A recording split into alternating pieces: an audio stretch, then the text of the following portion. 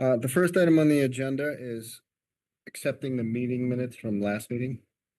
Everybody have a chance to review them? Make a motion to approve them as a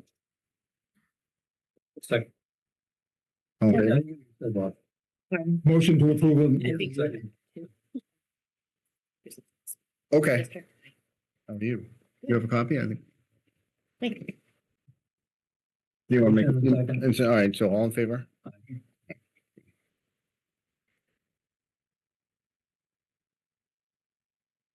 Correspondence and mail. So I did get a copy of the select board remote participation policy. I haven't viewed it yet. I don't know if everybody's seen this. I'm sure you're aware of it since you guys have signed it. So I will review this, but that's the only thing we have. I didn't see any other mail except there was an invoice for Vertex. I think it was like $471 or something. So I approve that. All right, community center. Want to provide an update on that? Of course. So a few updates on that for you. So first and foremost, the roof shingle and roof system warranty issue is ongoing. Greenwood has been in contact with Gale Associates, who's reviewing the design drawings for a possible off-gassing issue. And then GAF, the shingle manufacturer, and Carlisle, the underlayment manufacturer, have issued their warranties for their work. And the roofing retainage that we're currently holding remains at $10,441. So that issue is ongoing, and Steve will be able to provide more updates as they come through. Okay. Also, Pro AV, so they've completed they've installed the display in the lobby at the senior center and provided all the information needed to the town clerk to create an account and operate the digital messaging system. So at this point, integration of any messaging is in the town's court. So we should be all set on that on our end. And then final update for the senior center. So Seaver's 1-year warranty on materials and workmanship expired on September 5th, except for any extended warranties. Seaver addressed all the items on that list with the exception of the roof shingles, which I mentioned is ongoing. We are confirming that I think there was a fob issue. So we're confirming with Chris Donner that that was resolved, and also confirming that the dishwasher issue has been fixed. Were there any questions on the senior center before I go into town hall? What was the off gassing on? We went real quick. I didn't catch that. Was that on what was the off gassing on? Ed, do you have specifics on what product that was? I think it might be the insulation. Okay. Okay. Yeah, so they're taking a look at all the different materials to see if there may be something relative to off-gassing there, but we haven't heard anything back from them on that yet. But we got the warranty on the shingles and the underlayment. Is that what you said? Yes. Yep. Okay. Yes. Nice to meet you. Senior Center, Beth was asking if there is a utilities, if there are funds earmarked for kitchen utensils. I don't know if that was resolved or if you're aware of it. If not, I can follow up directly with her later. Where do we stand with the leftover funds? Wasn't it put into an escrow? Yeah, our attempt is to try to keep some of the money that we have left. We don't have a number yet. The intent is to try to keep some of that available, put like $100,000 into an account that can deal with any of these issues that might come up in the near future, or something we forgot about.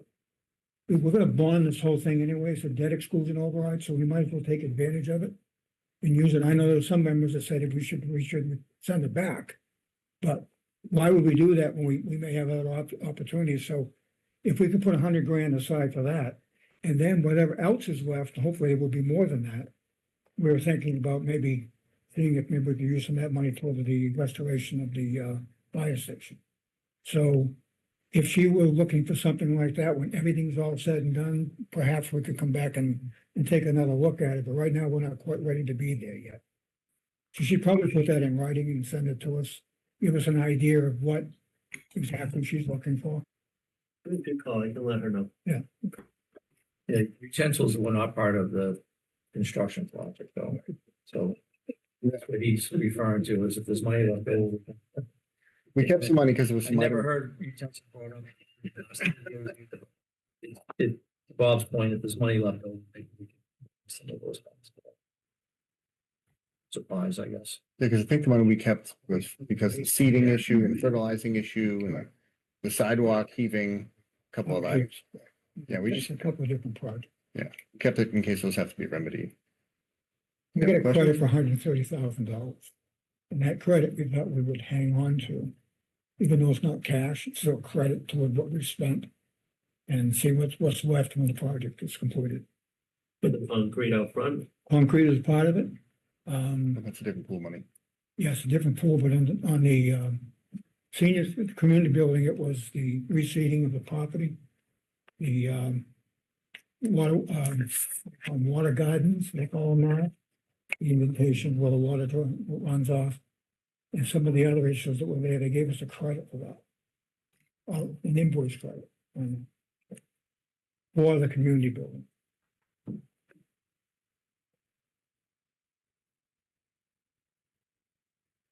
Yeah, I think it was sidewalk, ceiling, lawn areas. Yep. Yeah. Is that it? Any other questions? All right, let's go on to town hall. All right, sounds good. So a few updates for town hall. So the phase 2 and 3 landscaping has been completed with the exception of some spot seating in thin areas, which Vertex communicated, or we observed it on the 24th of this month. And we communicated that to M. O'Connor, so they're going to take care of it. There were 2 plantings that were also replaced this week. So once the grass is addressed, everything should be all set there. Do we get any, there was supposed to be 3 proposals to reseed the lawn in the spring, or maybe the fall. Did we ever get those? And it said DPW was getting them. No, I believe he has them. I haven't seen them. And Jared was supposed to get us an estimate on doing that reseeding over at the community building Actually, it's town hall. in the town. I did speak with Steve earlier today, and he mentioned that's still a go, so I can follow back up with Jared on that. Okay. All right, the concrete plaza was the next item. Yeah, so the M. O'Connor and their subcontractor, TMC, they're nearly complete with the remedial work at the plaza. They have a few areas left, small areas that they need to address. I believe most prominently the portion of the sidewalk leading to the side door of the select board room. But overall, that remedial work is almost complete. And Do you have a then date? Do you have a date when it'll be complete? I think Steve reached out to M. O'Connor about it just to find out. It should be in the next couple of weeks, but I'll write that down to confirm with him. Okay. The 1-year warranty. Yeah, so similarly to the senior center, the M. O'Connor's 1-year warranty expired on September 25th. Except for any extended warranties, and they are continuing to address the 1-year warranty list that was issued. Again, I can check with Steve. I know they're working diligently through that, so I can confirm an exact or estimated time frame of when that should be completed as well. And do you know how many items are left? It was like 47 before. I do not. I apologize. Off the top of my head, I'm not sure, but again, I can check with Steve and have him send an update on that. Yeah, if you can just send a bullet list with all these Yeah. updates, that's fine. I can send you the minutes if you want. You should have them, right? The meeting minutes? I do not have, Okay. or I don't have them in front of me. I was just Okay. going off a list of other updates that I have. Okay. But that was definitely on it. All right, I'll make sure Steve has them, and then Okay. you guys can regroup and just, all these bulleted items we're going through, Yeah, absolutely. and then just send us an update. Okay. Yeah. Are Did we- you we talking have, about- oh, sorry. Go Go ahead. ahead. No, no, I you was go just, I have a few more updates and I'm not sure if they are covering the ones that you're looking for. Did you want me to go through them or do you want to share your? Let's go through these last few, and Sure. then if you have anything else, we can add them. So we got the phase 2 work. You said that was complete. We were just waiting Yeah, for the final inspection. landscaping. Yep. Yep. And then phase 3, there was some fire alarm electrical work ongoing, minor interior work to be completed, and final inspection was in a few weeks. I'm assuming that happened because last time we met was what, September? Yes, that should all be completed at this point. Okay. And then new business, we had, that was a new item. Closed. Let's see, the electrical bill. You ever hear anything on that? I'm working. Still working on that, working. that fun little thing? So Jen gave me all the information I have in the folder. Okay. I'm gonna take that to our state reps and ask for assistance on that. And see if we can get it cleared up to them. If not, then we're gonna have to take some kind of action. You want to explain to me? So the project started, road construction, we didn't even own the property yet. So someone stuck in a meter that no one has any record of any permit to install. And ended up charging the town $31,000 was the amount. That was That 14. was around 17. $31,000. Also. However, they went back and figured out when we took over the property and the project, we owe about 14,000. But they held those bills for months, and then suddenly it was all there.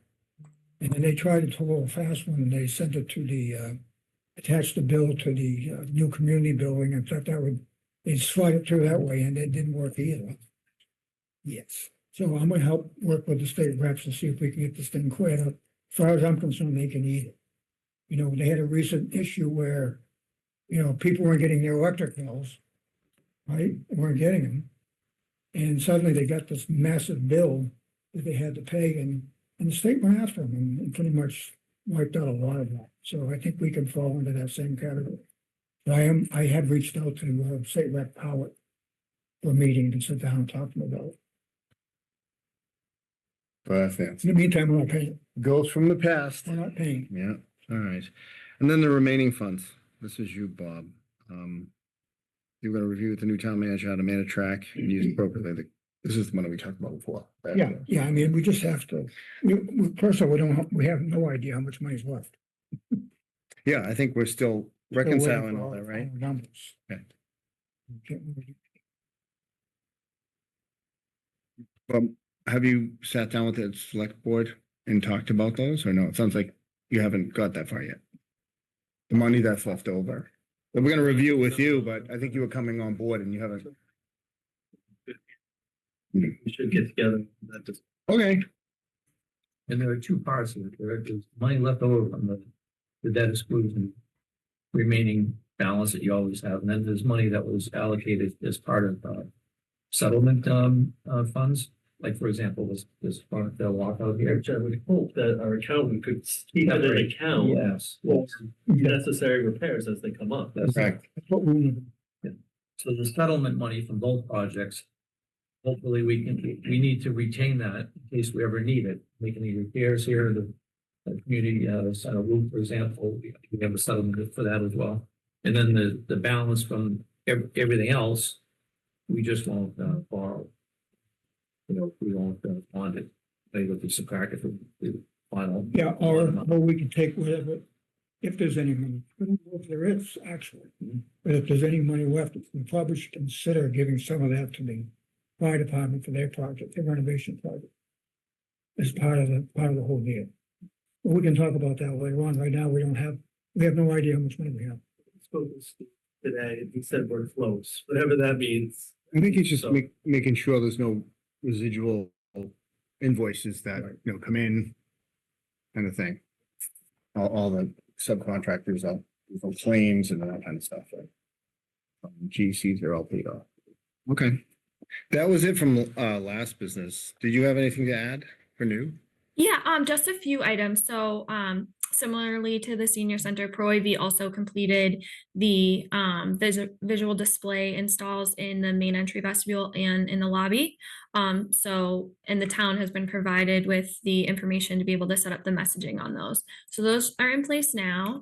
And then one item that came up or has been ongoing, but I believe there were additional issues that surfaced this month, was the AV system in the crane room, the select board room. We were notified on the 12th from the new town manager that there were a lot of issues with sound, not being able to hear anything through Zoom, a lot of minor issues that we've been working through. And there was actually a meeting held this morning with the town's consultant, Secure One. DBVW was there, Vertex was there, Ascentech, who designed the acoustical and AV systems, Norton Cable TV, and Systems Contracting, who's our electrician for the project, as well as CCS New England, who's their subcontractor, who actually installed the AV system. So everyone was on site in the same room, and they were actually able to address those issues. So at this point, everything should be resolved. I believe the only thing outstanding is the town manager asked for a price for wireless microphones, which they're working, CCS is working on providing now. And also CCS is going to be providing condensed instructions from their O&M manuals to provide to the town manager, so that can be placed on the dais, like at the microphone in different areas, just to give instruction on how to use the different components, make it a little more user friendly. So those are the only items that are in play there right now. And then lastly, relative to that item, the town has been holding invoice payments for DBVW and Ascentech for the additional AV and acoustical services that were completed in the crane room and the other conference rooms at Town Hall.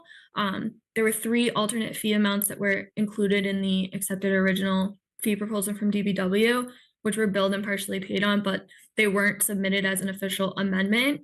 I know that Steve did talk to the town manager today and had a discussion about it, and I believe we're working toward a resolution on that. So I think we're in good shape there, unless there's anything you wanted to add on that, Ed. No? Okay. Yeah. So I think No, we I should- think that's right. okay, perfect. Do you have anything? Just one, hopefully everything will work in that conference room and the other conference rooms. And we are looking for training in addition to the easy reference card. And who was provided the information on the displays, both in the senior center and in the lobby? I just asked because we don't have a dedicated IT employee at the moment. Sure. I can double check for you really quickly because I saw an email on this earlier to give you the exact name, but I think it was the town clerk and one other individual. Let me just see if I can find that in my email.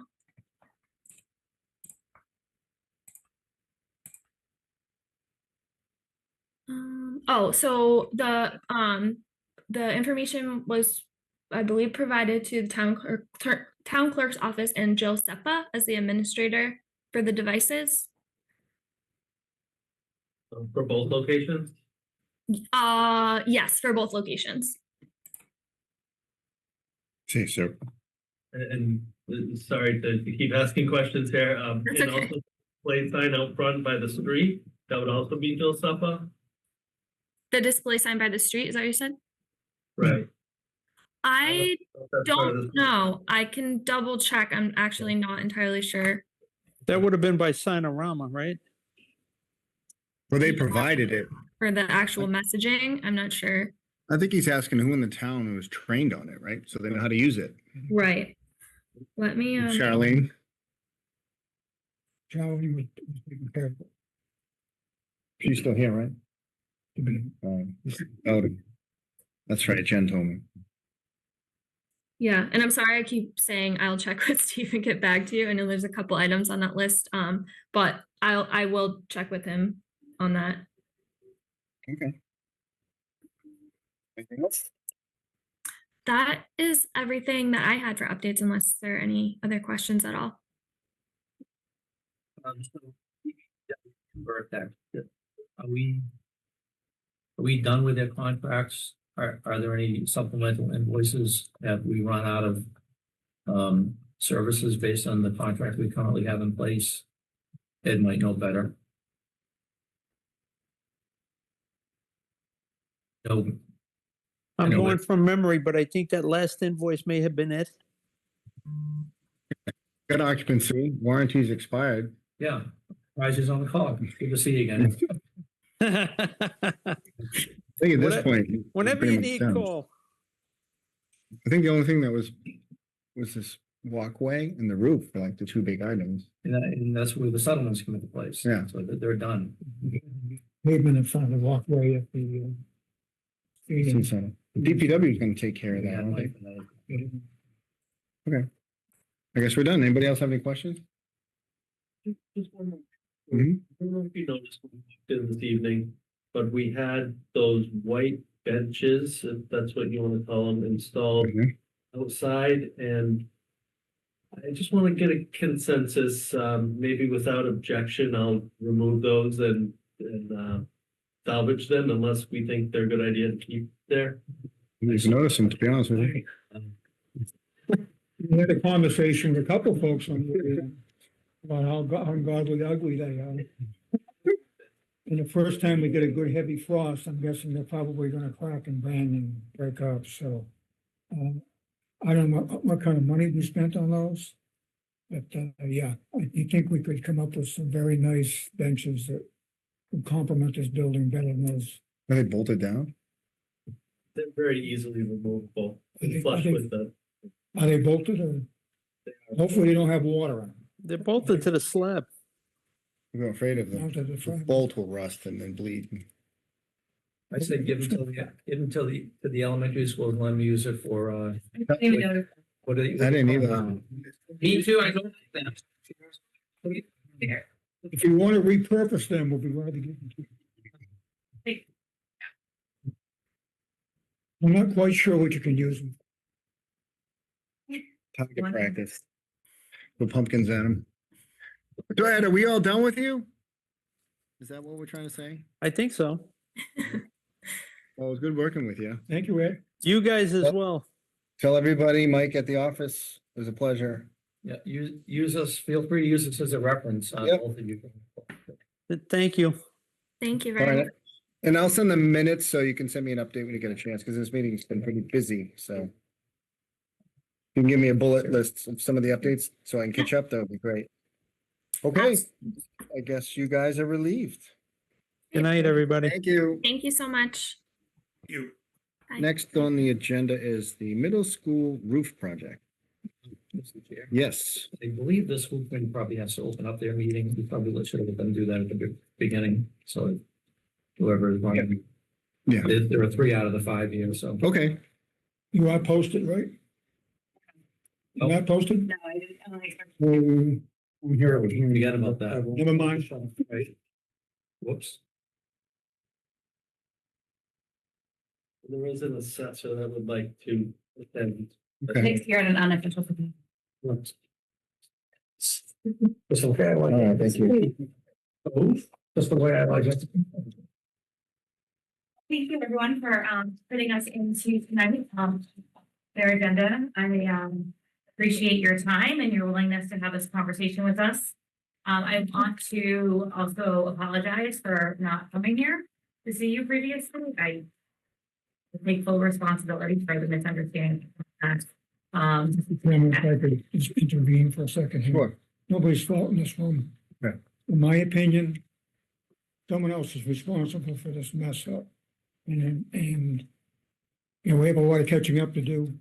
Me personally, I think this has to get done as soon as we can get it done. But I don't want anyone in this room taking responsibility for it because we were not directed properly by our prior administration. And they didn't give us the guidance they should have given us. So here we are trying to catch up. We all figured this out at the very end of it.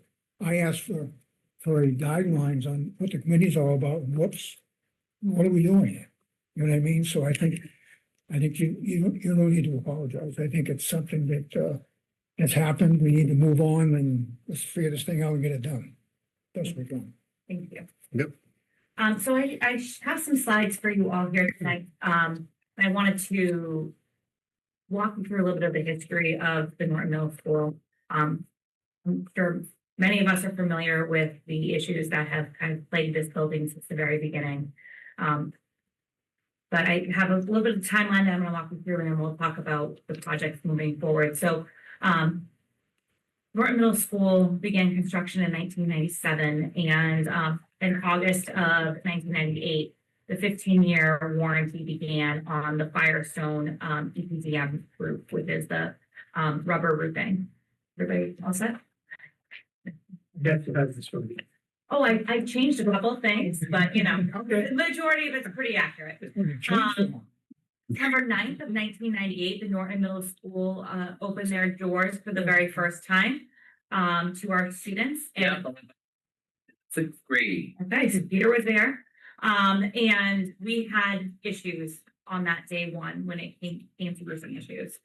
So we have a lot of documentation from the fall of 1998 that showed that really since the day it was first occupied, there were reports of water leakage throughout the building. The primary areas have always been the rotunda, which is the round, beautiful, you know, that you see from the road. The middle roof. Yes, the cafeteria, and then also over the administrative offices. Those were immediately part of the problem.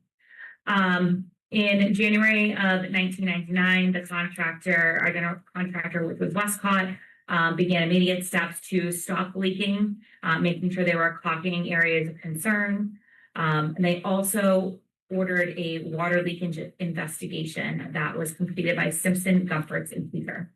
And what this investigation found in January of 1999 was that there was improperly installed through wall flashing that in the masonry walls. So the way that the flashing was installed is it was not down as far as it should have been. And there was also masonry behind the brick itself. So where there should not have been like the caulking. So, okay. so what happened was the flashing wasn't installed properly Correct, against the brick. And it was just leaking, like I said. yes. And they had to go back and they had to make the repair because the flashing wasn't extended properly. Thank you. Also, there was an ineffective backup waterproofing system, and, you know, in the cavity itself. So spring of 99, we haven't even made it through a whole school yet. They were already working with, representatives from the schools, Westcott Construction. We actually had, prior to like having an owner's project manager, we had a Norton clerk of the works that oversaw the entire project, and they started working on all of these repairs as early as 1999. At that same time, the town decided to hold funds back from the general contractor Westcott. And unfortunately, that had an impact on our warranty itself. So they were, Firestone said that the warranty would not be fully executed until they received all of their payments. December of 99, they did a follow-up to the initial report where they took a look at what repairs have been done so far and also try to kind of, you know, hold people responsible for the actual work that was done improperly. So there were issues with the masonry itself. There were issues with the roofing, the drywall, the windows, and they found that the subcontractors, the general contractors, and the architect were all responsible for different aspects of these challenges at Norton Middle School. In September of 2001, we had another memo from Simpson, Gumpertz, and Heger noting that there were still items that needed to be repaired that were not done appropriately within that the first findings. Those included replacement of copper flashing, sealant in a lot of the control joints, and a modification of the steel plates in the brick itself. At that same time, around 2003, the town became involved in a lawsuit between Westcott Construction Corporation and Marshall Roofing because of payments that were held back. And the court settled in favor of Marshall, and we as a community paid out $60,000 for the remaining payments for the roof itself. We had different contractors come in to do some of these repairs. Some of the work was done by Atlas Roofing. At that same time in 2006, I apologize, fall of 2006, not 2026, I haven't gotten there yet. Firestone basically said that the warranty that exists is only applicable to, number one, the actual installation of the roof itself, or any work that they themselves or their, Certified installers. thank you, certified installers came and did. So the work that we have been doing as a community was no longer covered under the warranty itself, which is a big challenge. And then the third page, we had an independent consultant come out in October of 2006, noting the status of the repairs. There were still a lot of things that needed to be done. The town put forward a warrant for design services to study and prep a bid for repairs. In January of 2007, they completed the schematic design for flashing and roof repairs. And from May of August of 2007, we had waterproofing completed at Norton Middle School by Chapman Waterproof. Also, you know, if you have your one contractor, they, in 2008, they said, don't call us, we'll call you, and they're never gonna call us again. So they didn't know, Marshall Roofing no longer wanted to be called. And so we had to work with Firestone to find us another roofing provider that they would allow to do the work and maintain that warrant. In 2017, we also patched a portion of the metal roof over the cafeteria to stop leaks. From 2001 to 2013, when our warranty was finally up with the Firestone Roofing, we have anywhere from 6 to maybe 18 repair requests a year. Basically going through saying, hey, this area is leaking, putting out to Firestone, having them come out, doing the warranty work. But as you can see, it has just been one issue after the next since the day that this building opened. And through the Massachusetts School Building Authority, we were not eligible for a roof project until it was 25 years old. So we are finally there. We, as you may or may not know, during COVID, the MSBA actually shut down their reimbursement and project process because they were so backlogged with projects that they needed a little bit of time to catch up. This has been the first year, this cycle has been the first year that number one, we're eligible, and that they have the accelerated repair projects up and running. So we are very fortunate to have been selected to participate in the accelerated repair projects. And as you know, we passed the first question at town meeting in terms of the schematic design.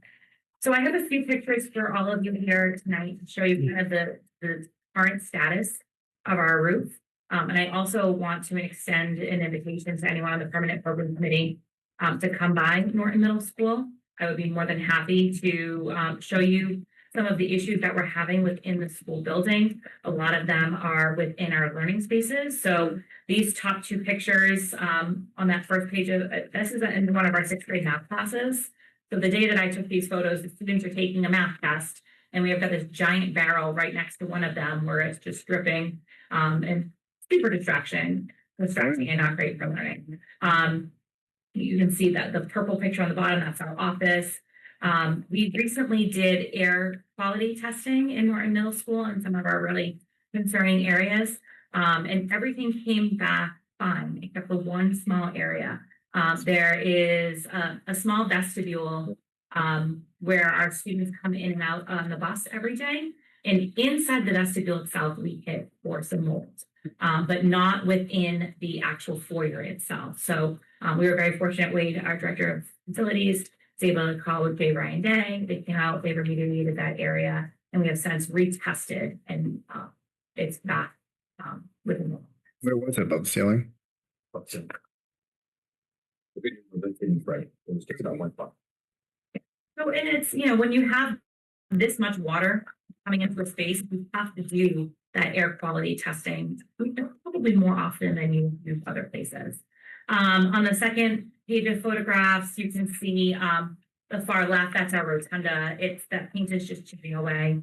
It's really interesting when you can actually see it from the outside. A lot of peeling paint. We have the cafeteria roof that is just deteriorating. That you can actually see both from the inside and from the outside. That is one of our biggest challenges right now, that cafeteria roof.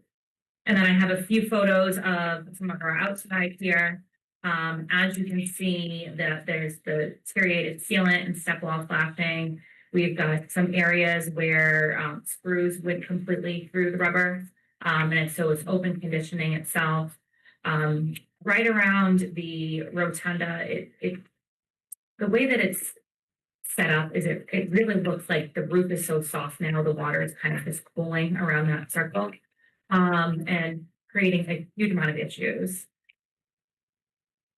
So we have been working with Ty and Bond for our strategic schematic design process. And as part of that work, they did an infrared roof moisture survey. Using thermal imaging to identify where that trapped moisture is. So as you can see on the next page, all of the areas that are in red on the roof are areas that it's saturated down to and through the insulation. So- Deck. Yes, all the way down to the deck. Yes, thank you. And so all of those areas need to absolutely be replaced. So it's about 7,100 square feet, which is roughly about 9.4% of the rubber roofing. And so when they see that, anything below 25% of wet insulation is deemed to be a good candidate for restoration. So that is the biggest conversation I think that we're having is, do we do a restoration or do we do a full replacement? And so in the restoration, what they would do is they would focus just on those saturated areas. They would take the roof down to the deck, replace the insulation, et cetera. Then once those areas have been remediated, they would do a full pour of the EPDM. So previously they would lay it out in sheets, they would roll it out. Now the way that it works is it's similar to An epoxy floor. yes, thank you.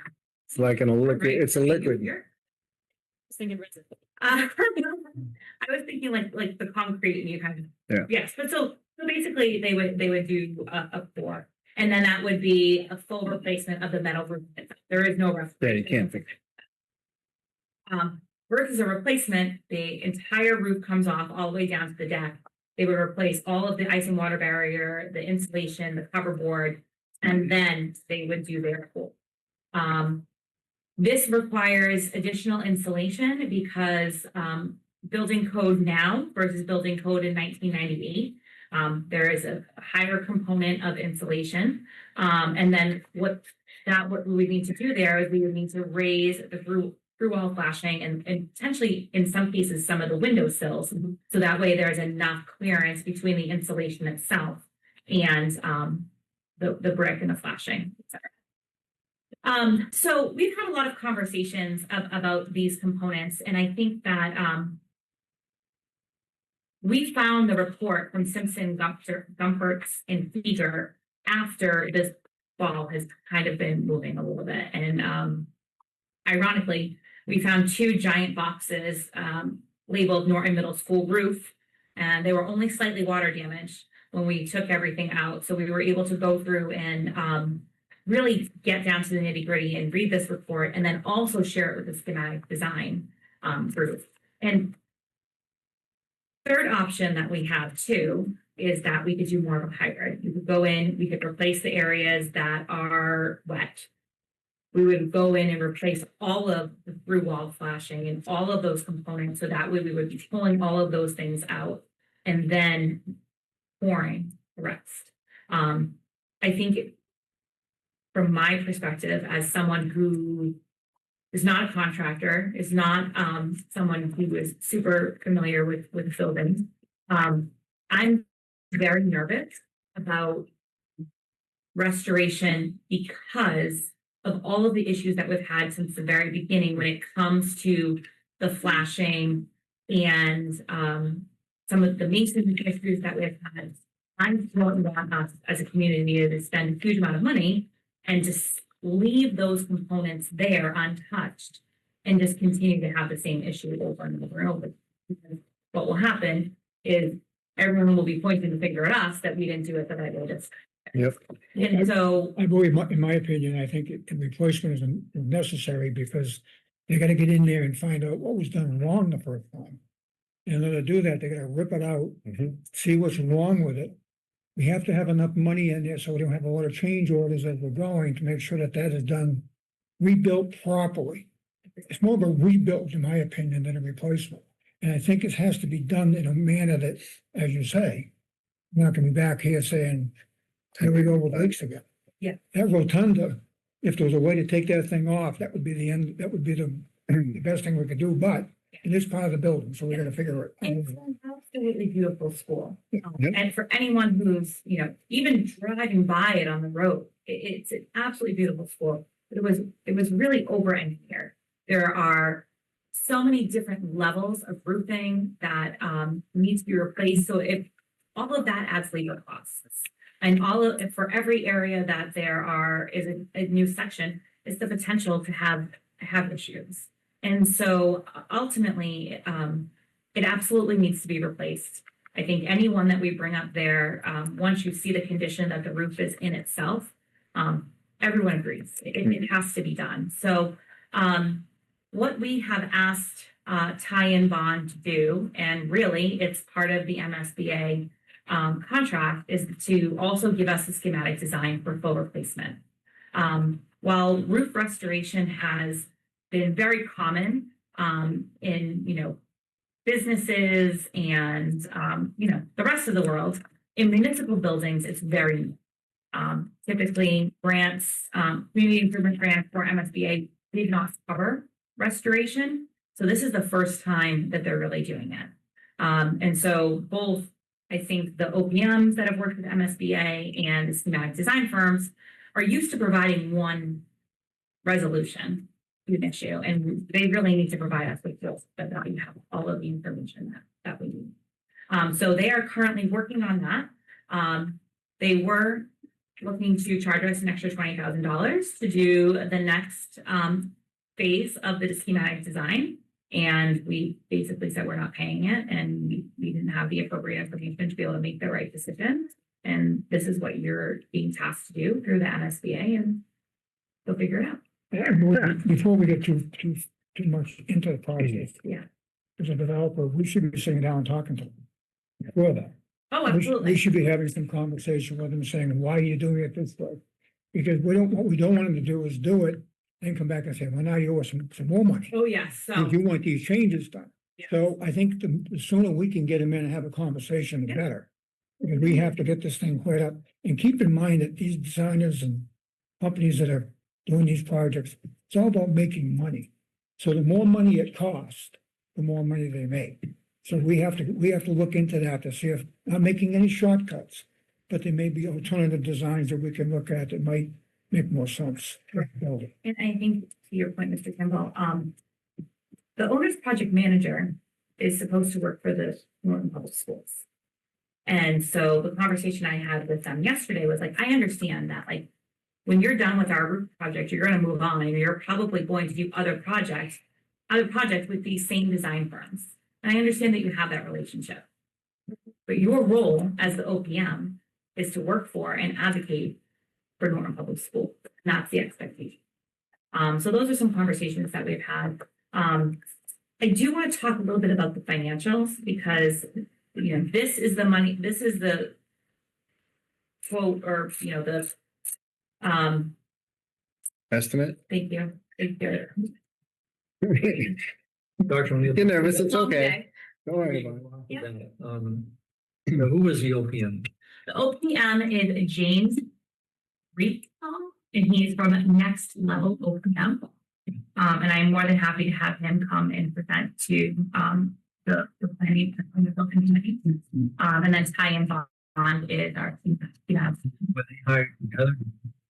Can't be. No, so they're given to you by the MSBA. You do not have an option in terms of. Is that just for roof? Selection board. Yes. Is that So- just for the elevator roof repair? Or So the way that it works with MSBA is that they have a number of people that are already on that state bid list. They assign you the OPM, and then the OPM goes out and does the process for schematic design. did we select, for the high school project, we went through the selection process and selected our own OPM, but maybe this accelerated repair is different. They might be on call contracts or something. I mean, the high school. Hmm. It Anyways. is- program, did I understand that it's an alternate year thing to give them Yeah. time in between? Yeah. So if you don't get it this year, you have to wait 2 years? Yeah. And I also want to say that I believe that there was an adjustment in between from when the high school was done to now. There was some sort of change or overhaul that happened with the MSBA and how they were conducting their processes and entering into their programs for things. There was an overhaul that happened, I want to say maybe 7 or 8 years ago.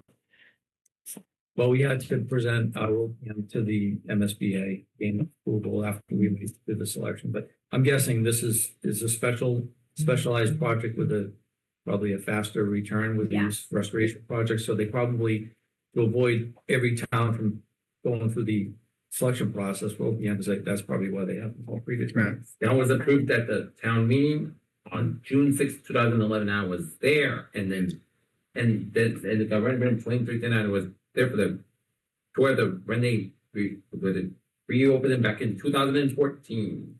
Your designer, how about them? How were they chosen? Same way? The Same way. OPM goes out and does the process for the bid process for, yes. But are you concerned that there's too tight of a relationship there between them? No, we're good. I actually really like the people that we're working with from Ty and Bond. I think they've been very responsive to our requests and the work that we need to do. I don't have any. 'Cause I did watch one of your meetings when they were both presenting together. Mhm. I wasn't very impressed, Yeah, no, we weren't even. okay? But you're okay with staying with them? I mean, you don't have the option with the OPM, but No, you can back and get a different. I actually prefer the design firm. Same way. Well, I think at this point, rather than miss our window, I think we deal with the hand we have. Yeah. Let's stick with the people we have, and I think what we need to make a decision on which option we want to go through and move forward. Cause I don't know about you guys, I'm a fan of full replacement. I don't want to cut in corners. I think the sooner we can get them in, Yeah. the better, because Yeah. again, we need to look at some of what they're proposing.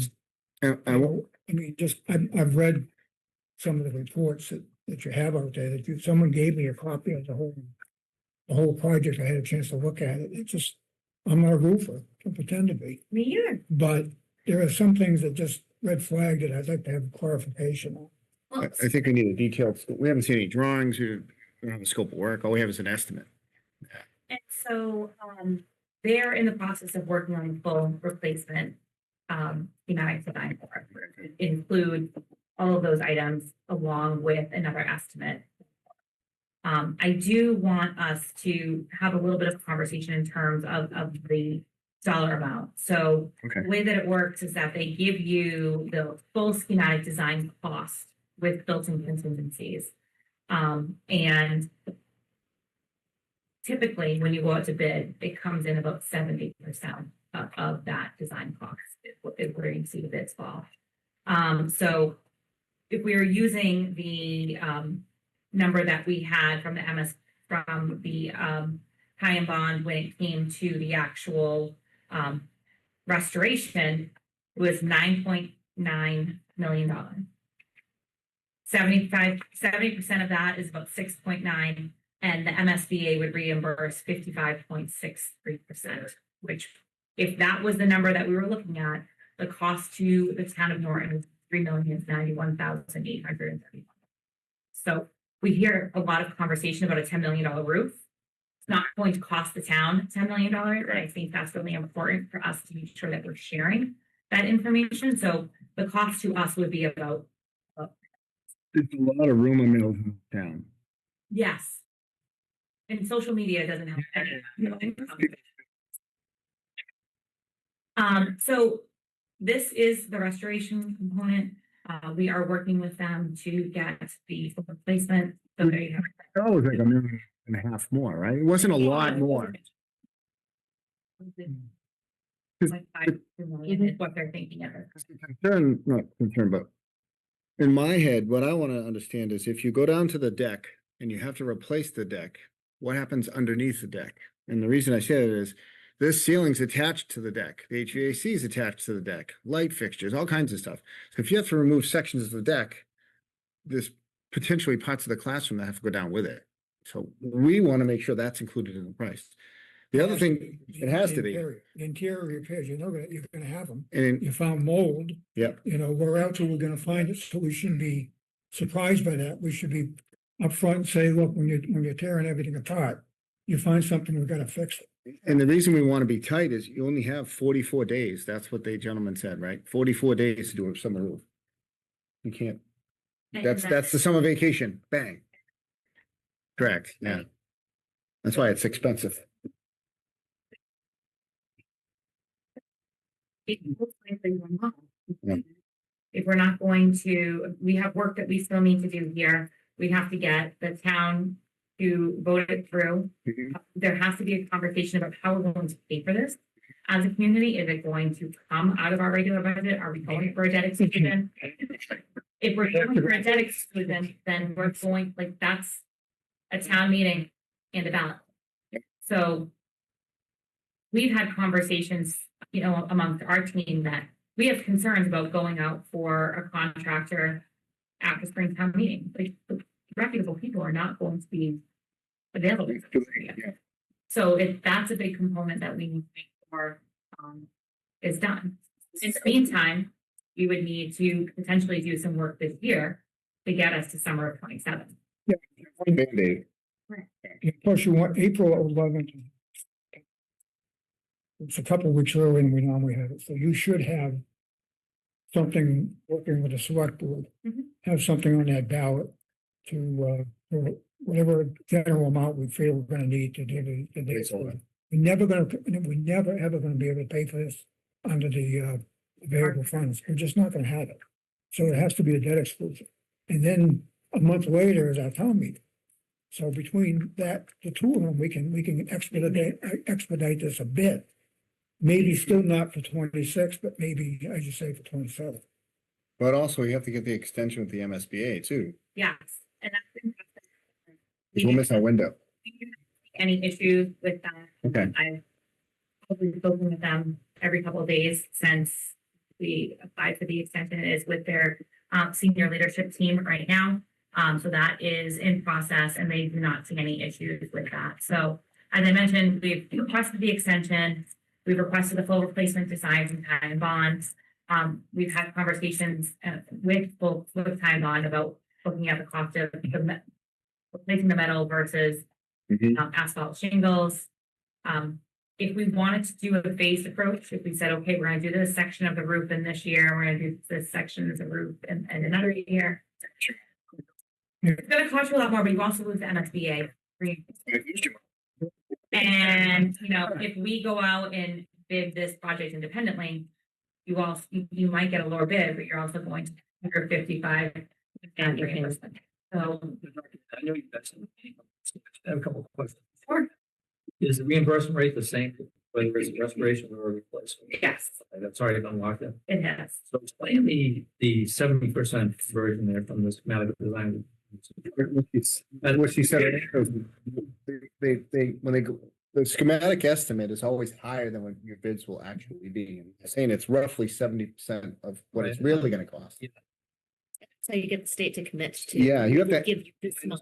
Yeah. You fluff it, so they'll give you more. But does it all add up to 30%? So when they go out to bid, they're saying that this looks like, this is the estimate that we have is at 9.9.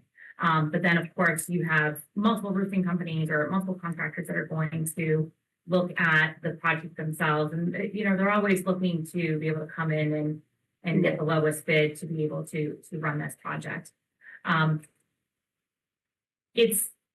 Unfortunately, it's a little bit of a political. Mhm. Let's Yeah, call a spade a spade. Let's call a spade here, right? So when they go through this process, what they're doing is they are bidding the MSBA to the highest amount possible. So that way, if there were contingencies, we would have them locked in at that highest reimbursable. So going in and saying, okay, 9.9, that means that 5.27 million is what the MSBA is on the hook for. So if it comes in, 30% lower, they try to, it's a little, and I hate to say this because it feels kind of dirty, like it's a little bit of a game. Before you're able to So get I that. guess my concern is when they complete the schematic design for the full replacement, are they gonna come back with revised numbers? Yes, Yes. So then absolutely. We'll talk about that. when that happens. But there are other contingencies like Bob's talking. Once you remove the salient, Brian, that may not be included in the design. So, I mean, that 3,091,000 could be 5 million. No, yeah, right? And so those components of asbestos remediation, we know we're not going to come up against that issue because the building was built in 1997, and therefore, and we weren't using that as a construction material. Sure. You also have to build in funds for ensuring that the building itself is solar ready. For anyone who is familiar with the Norton Middle School roof, you know that we will never, ever, ever put solar panels on that roof again. It has been nothing but a problem since the very beginning. Plus, we have a carport in every single one of our schools that provides solar. So we're not going to be putting solar panels up on the roof. We're going to be moving on and making sure that so those funds are there. And when they're built into the cost, you can use those for other contingencies as well. And we'll see that detail when they're complete. with the Absolutely. schematic design. Yeah. Great, thank you. Is anyone looking at what exists on that roof as part? We're talking about the interior issues that might arise. What about the external issues that could arise, like how old are the HVAC systems and, some of the stacks that they've got up there and all that? I mean, is that something that they're looking at, or is that something Well, you brought something up in your presentation at the library. I heard somebody talk about something. Mhm. We weren't sure of some of the dates because they weren't right, right? Yeah, Yes. the HVAC stuff was included. Yeah, but we weren't sure when some of those were actually installed or.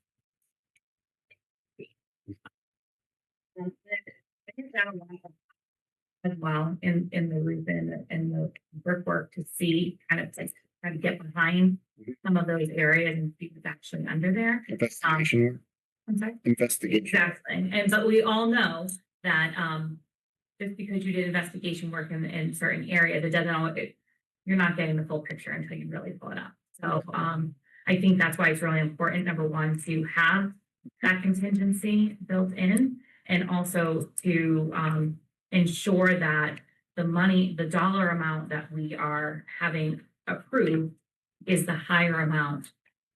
So Yep. if you get in there and you have issues, one of the examples that, Wade and I have been talking about is that bus entrance. You can actually see there's these two huge windows at the top of that brick structure. And all around them, you can actually see that the clocking is like really almost gone. And like windows still down below, there's a huge amount of rubble. So we replace those two windows. That wouldn't be a part of MSBA would reimburse, but that may be a part of what we would need to do as a community in order to make sure that side of the building is water. I think you can put that. Let's see where you stand. I guess what I was trying to say earlier, before, if we're doing it in December 27th. Before then, if we got an issue on that roof, it needs to be fixed.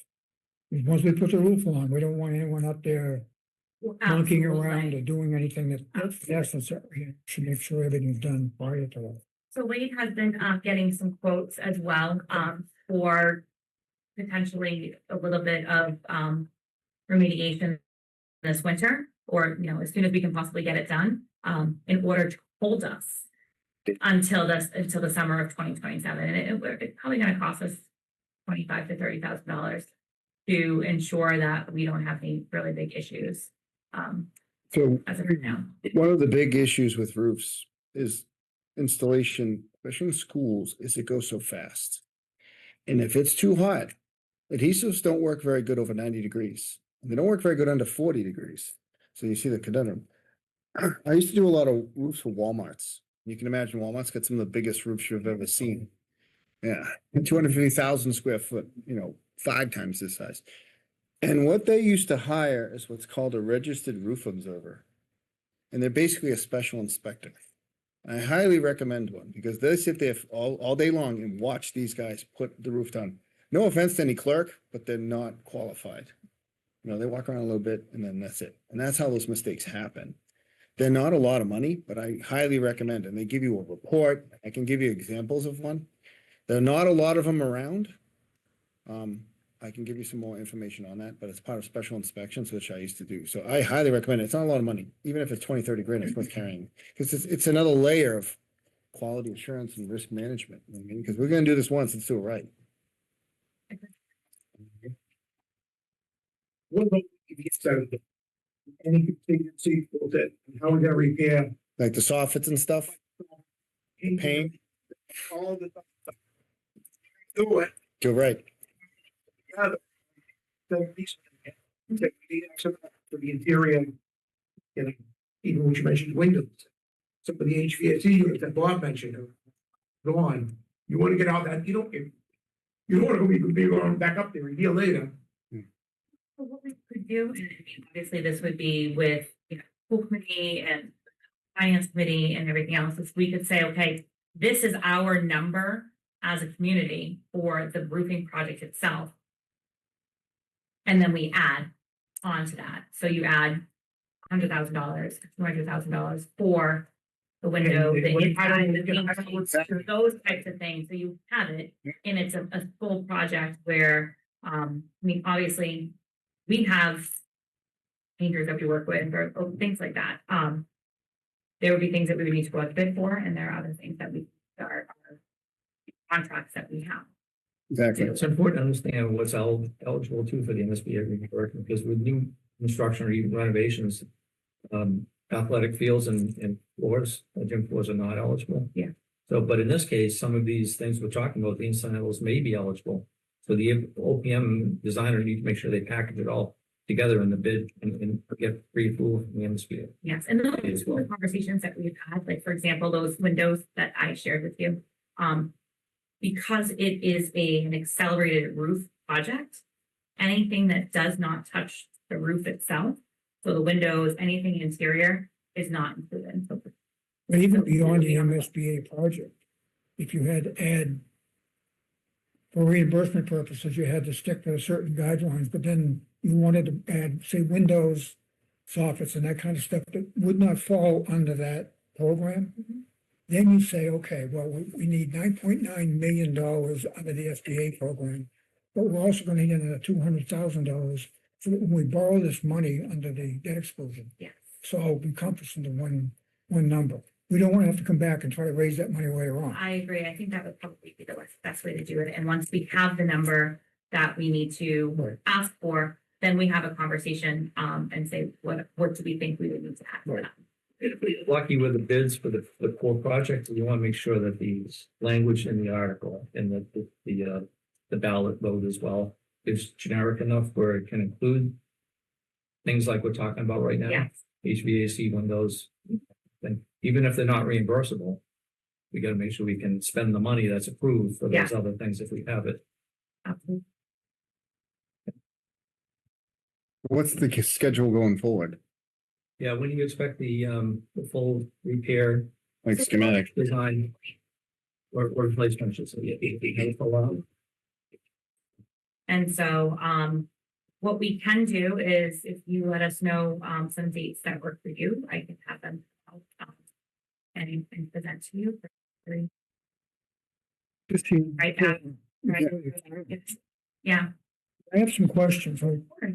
People mentioned like the pitch roof, Yeah. instead of putting a metal roof. Yeah. Why would we not go with a shingle asphalt? Yeah. I mean, that kind of stuff, just, they have a reason why you can't, I don't And there's know. no reason. And so that was, we asked the same question after our presentation at Finance Committee a few weeks ago.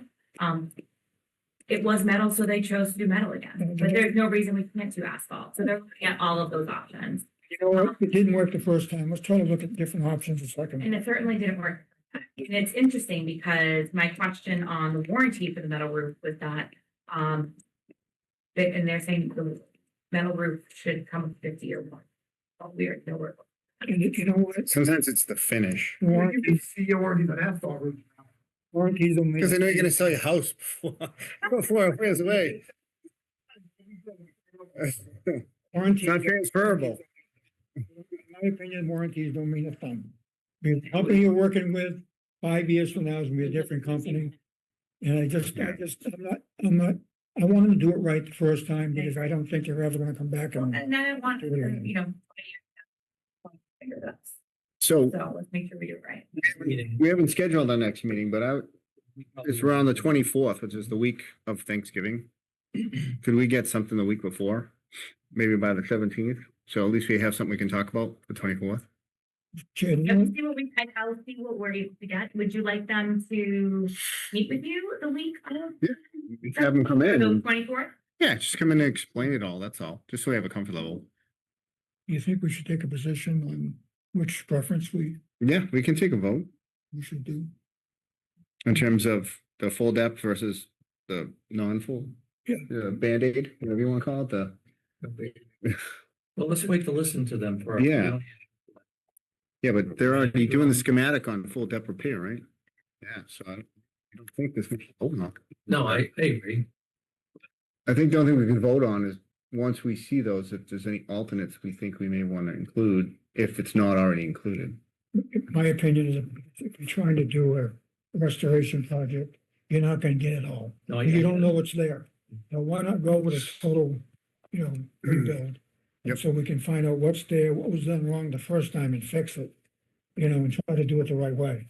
Because I completely agree, and I'm for the full replacement as well, but we're only into this 1 hour, this building committee, and I don't want to be hasty and, just let's wait till the next meeting and then we Okay. Yeah, can 'cause take the vote. it's gonna take a lot for me to talk about Same, restoration. same here. Is that- I don't intend to myself either.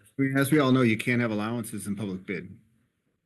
So you have to have exact quantities. You can have unit prices, but you have to have a quantity first, but we can have those built in too. If we think, when you're doing your step flashing, if more masonry is crumbling, we have a unit price to repair it, so it accelerates things, stuff like that. So did the school committee take a formal vote on which option we would prefer, replacement versus? No, We were in the same boat. okay. I mean, I think to do it right, for the amount of money, I think you said it was around $1.5 million, and if we're only paying 45% of that, what's that? It's like 800,000 or something, it's worth it, even if it's $1 million, it's worth it. And you're gonna re-insulate that roof, so you're gonna have some energy savings. Yeah, exactly. They might be able to insulate underneath too, who knows, they can do some spray foam in some areas, maybe, so the thickness doesn't get big, I don't know, stretch code. I just wanna chime in, because I'm taking Yep, to that point. So you can't insulate from underneath the building all the time. Okay. You have to, it's above the roof decking. Okay. Meet the energy code. If the energy codes are 30, you could have a double 2.6 insulation. Okay. Couple If things. I may interrupt here, I'm gonna let you finish talking, but you guys have a meeting to go to? Yeah. I'll hold you up. I have two quick questions. Yeah. One, do we have to wait until town election and town meeting to get a vote, or can we do a special town meeting and special election? Yes, we can. It costs money, but yes, we can. Yeah. If the school, You can vote first and then go to town meeting after. Right, but we can do both. What I'm saying, getting at is, let's just say the deadline to do that and get it all squared away is February. And we can have it done for the summer. That might be worth the $10,000 for the election to do it now, you know what I'm saying?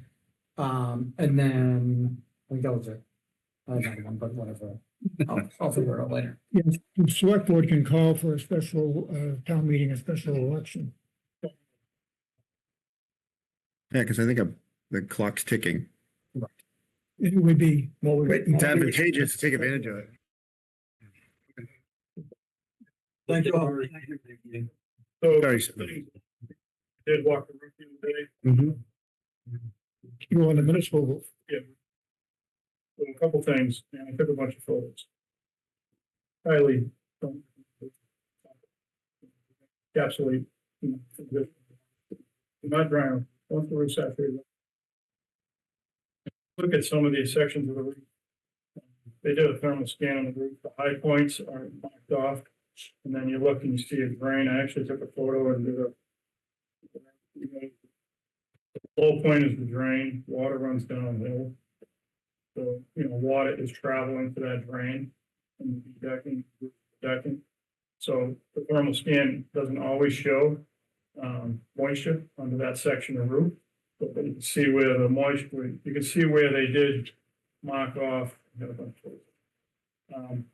section that's saturated. Mhm. But the water is still traveling under that insulation. Runs to the pan. Leaking 100 feet, screw hole. Yep. Flashing, I think it's right above you, it's not. Follows the pan. Just cutting out the wet insulation, replacing the wet insulation makes sense. Still got moisture under that roof, it's gonna cap. They're trapping it. As far as the warranty, Bob, saying, get the right companies that are John Manville. It's not certified. Mhm. You're gonna get a 20 warranty on Manville certified. I have a 20-year manufacturer's warranty on that. If I bust tomorrow. On Manville will honor that one. See if it's something we screwed up and fails, we'll find another John Manville contractor to come in and fix it. So I'm not sure what the original warranty was in this roof, but when it does go out to bid, there's only 3 manufacturers that I recommend. John Manville, the best manufacturers for it. You could also go to TPO route, which is slightly more, but more durable roof. Membrane's a little more durable. Welded seams, not glued seams. Like rubber, over the time, the seams fail. Patches, you see it too. You just heat it up, right? When you heat it up, The heat walls. Yeah. Very, very. Good seam.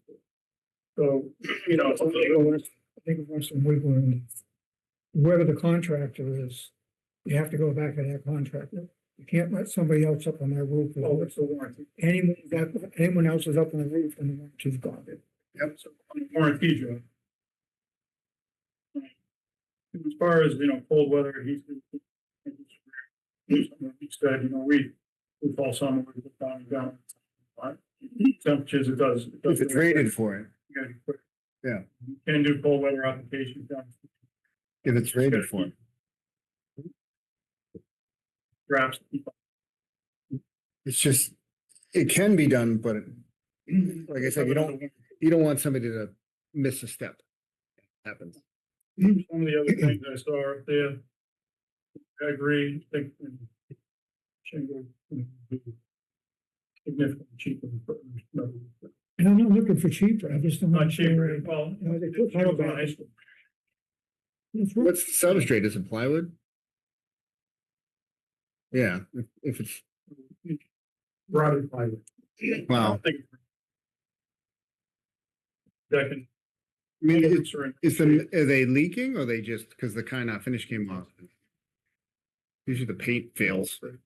Yeah, There's a lot of screw pops. Insulation, here, saturated, wet, seconds, so that's why you get all these screw pops. Looks like you got lead coated copper up there, you don't need that. Galvanized. And here's what I did, the one thing was the wall flashings. I didn't know if there's a difference between, when you build a building and you do a through wall flashing, and then when you do a stock cut flashing. A through wall flashing is much more effective. So I kind of printed this for you guys, the difference. that goes in and up, right? It goes in through the brick, No, up the wall, and the next brick sits on top. the other one's just grounded in the, They do a hook strip. Yep. And then the counter flashing after we rubber up, the counter flashing snaps into the hook strip. Yep. I actually think you do have through wall flashing, if you look at the photos. This is a through wall flashing. And that's the hook strip. Mhm. So I'm not sure that you got, I'm not sure that the through wall flashings are a major issue. Could also be you got a porous brick, hasn't been sealed in the last 27 years. Mhm. Anybody knows if you spray a little mist on some old brick, it'll absorb it like a sponge. You throw a seal coat on it and seal it, then it feeds off. So a lot of times old chimneys will absorb moisture, we'll put brand new lead on, and we'll point them, and the brick still absorbs moisture. Once that moisture's in the brick, in the walls, that's why they put these, a lot of times they put these Both and see that allows for any moisture that gets in the brick that weep out of the walls. It works the other way too, right? Moisture coming out. Let me see the efflorescence. You guys have a meeting in here? We're done. Oh, you're done. Well, some of the other, a lot of the patches are failing on the patchwork for you guys, but they don't do any justice. This is a bunch of roof cement that they're putting on, you're not supposed to put roof cement on EPDM, because it break down the membrane, it's bubble up. This whole curb right here is loaded with roof cement. See, this is, looks fresh right there. If you bubble, we put a no-no on that, we don't do that on the roofs. Mhm. 4.3, so you can change that. Just all, you know, and somebody's putting caulking on screw pops, screw came through the roof, they put clear silicone on it. A lot of your target patches are failing. There's a hole in your roof. And all your seams are failing just because of age. One thing I noticed, which I was happy to see, the decking is not rusted in the area we saw. A lot of times when you get saturation, water sitting, decking, it's sitting there for 25 years. You get a lot of rust. Replacing the metal deck would cost you a lot more than probably. Oh, yeah. So it's good that decking looks like it's in solid shape. There's an area that's marked off by the thermal scheme. Oh, flashing, breaking down. So I just took a whole bunch of photos. As far as doing repairs on the roof, just for going up there, that guy up there anymore. It's 27th, right? So when you do these patchwork, you're supposed to clean the membrane, you get membrane clean. Guessing might not do a membrane cleaner, and you can tell that on some of the fresh patches, because when you do the membrane cleaner, it cleans it nice and pretty, it's shiny spot of rubber, and then you put a patch on. I can see it. So I see some patches up there, I don't see the membrane. If you don't clean the membrane and then you prime it and stick it, it's not gonna stick. You know, typically when we go around and we do, you know, I did Surrey Hospital years ago, and we just, same thing, we did preventive maintenance up there, they don't spend the money. So I had a couple dummies go around with rags and just clean a bunch of patches, and then send the smart guys behind them. So that's the way we do the patchwork. Corners, same thing, you gotta clean all the corners, you gotta clean all the pipes, clean all the seams. It's a terrible job, but you gotta get a ton of membrane, clean it, and clean all these seams. You can't just go in and strip in all the seams. As far as doing repairs, you're not gonna repair this roof. Thinking about it today, I called my rep over at John Manville. He actually sent me some pricing on the generic flashing, and not even Carlisle, Firestone, or Manville, the generic stuff. And you're still looking at $310 a roll for a 100-foot roll of cover tape. And that's a 6-inch roll going 100 feet. You got thousands and thousands of feet of seams that are failing. You got corners, the flashing. Those rolls are like $220 a roll. You get 50 feet out of a roll of 9x50 flashing. You might get 3 curbs out of that, but you gotta double wrap everything. You're probably gonna need a pallet of each between cover tape and flashing. Just you might be talking 2 winters.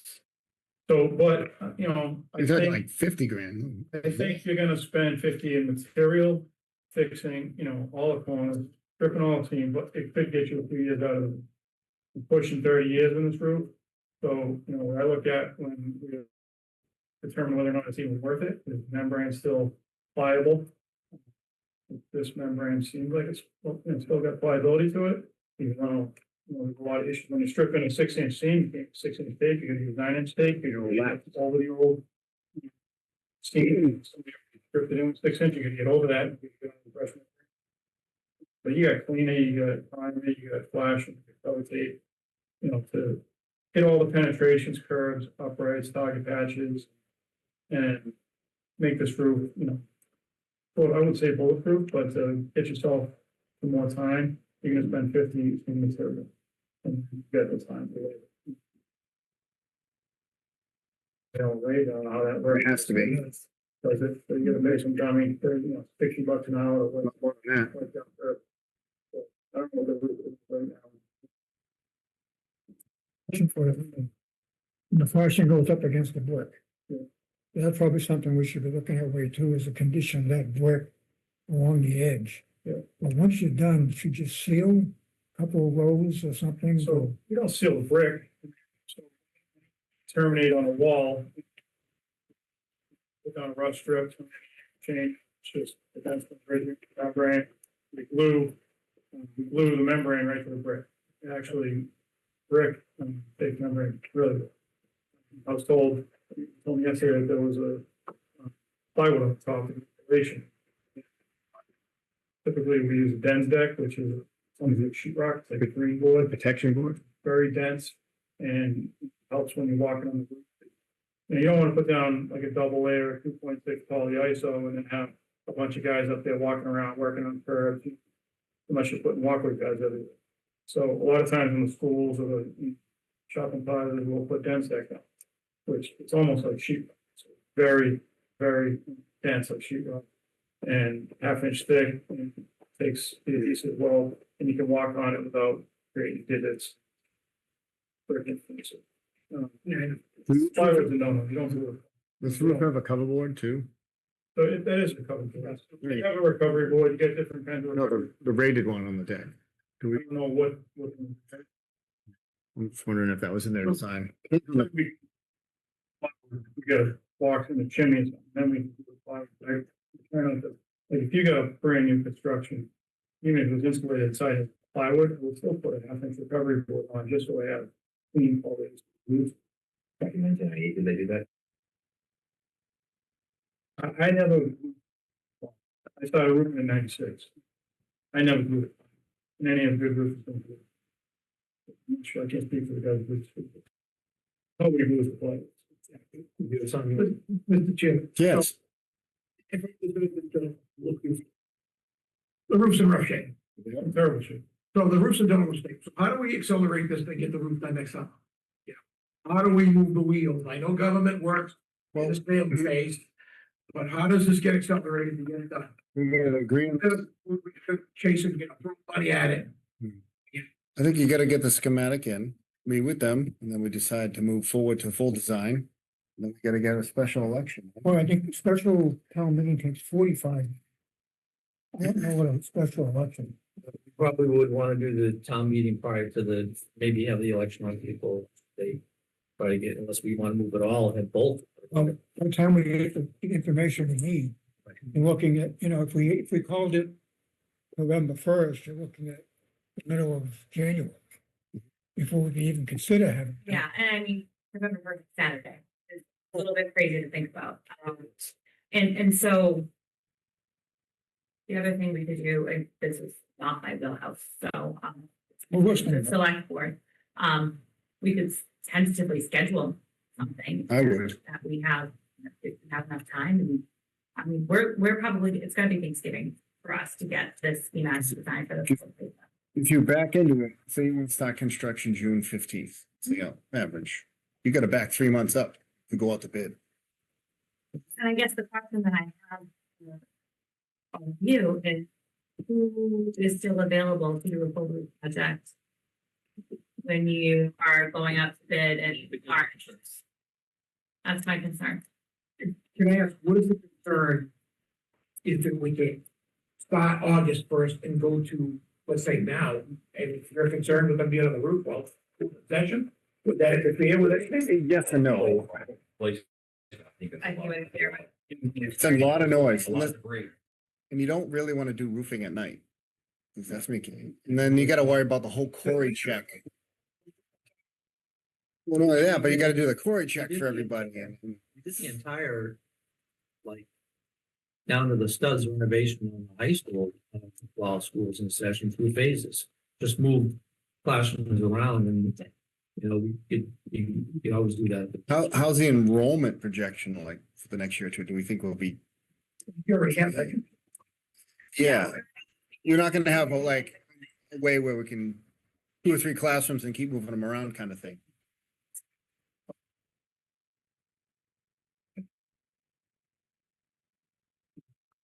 Yeah. But the flat roof will be, because you're gonna get dust coming down when you're ripping. The flat roof is, and we actually did Surrey Hospital operating. We had to do it after hours and Saturday and Sunday. But we had to work around that. We scheduled it. With the school, I would recommend doing something. And 800 squares of rubber. And you, depending on the company you hire, you know, I mean, they do a lot of work for the company out of Attleboro. Those guys are coming there. Easy, it's 200 squares a day, easy. And that's an easy roof. It's not difficult, there's no gravel under it. Working on the pipe though and plywood. And you know, it looks like it's already tapered. I didn't see any diamonds or tickets in the roof, so I don't think it's a tapered system. Just a double layer of different sticks with a layer of recovery board on it and something drains and done. So those sections would go super fast and stuff. If you get the right company. You can't go in here and that's, you know, my concern is, how nice, lowest bidder. You get a guy in there with 4 or 5 guys, and it drags on 6 months. Whereas, Put provisions in there so they can't do it. well, whereas you know, if you brought in a company like J&S, they come in with 20 guys and 15 of them are experienced, qualified, keeping the installers, and they virtually. But they did, the fires or they. Dr. O'Neill, what I would suggest is you guys go back to the time bond and tell me the urgency of the timeline. I'm sure they have a lot of projects, but like anything else that we all have to do for work. You tell me you need it tomorrow, I'll get it done tomorrow, right? So they need to prioritize this project for our whole timeline leading up to the June, construction. I don't know when you walk in Lucas, but there's a process here to get any reimbursement through the state. SBA, and they assign an owner's project among their network of OPMs that are aligned to the state, approved and certified and all this stuff. Plus they assign the designer. So they both, the designer, the architect, and the OPM have already been involved. They provided, and the designer is working on a complete replacement estimate and design estimate. The same guy that proposed the top coat. Yes, Yeah. well, that was an option. I wasn't a fan of that either. So what I'm getting at is just, we ask that they come to our next meeting next month. Even if they don't have the schematic design complete. And what we need to do is what you're telling us here, put thoughts in their head, like kind of act as a smart customer. You know, if you look at this, if you not at this, look at these, shingle roofs versus and then hopefully they can incorporate those ideas into their design, because they're the ones who come up with the solution, right? And So it's a roof consultant, you know, we deal with consultants all the time, some of it's bad. They're provided the top coat recommendation. is he the guy, is that your guy? We don't have an option. I understand that, but you guys. You know, My opinion is great. That's what we. If he was a good consultant, that's bad. Advising. So I got no problem with you. Thank you for being here, by the way. And you're welcome to come every meeting and share your thoughts, and I get no problem. We did the high school project that we would all challenge our designer and opening and project manager on site. And that's part of our role, right? But the OPM's role is to represent the town, not his architect, not his sons that represent the town.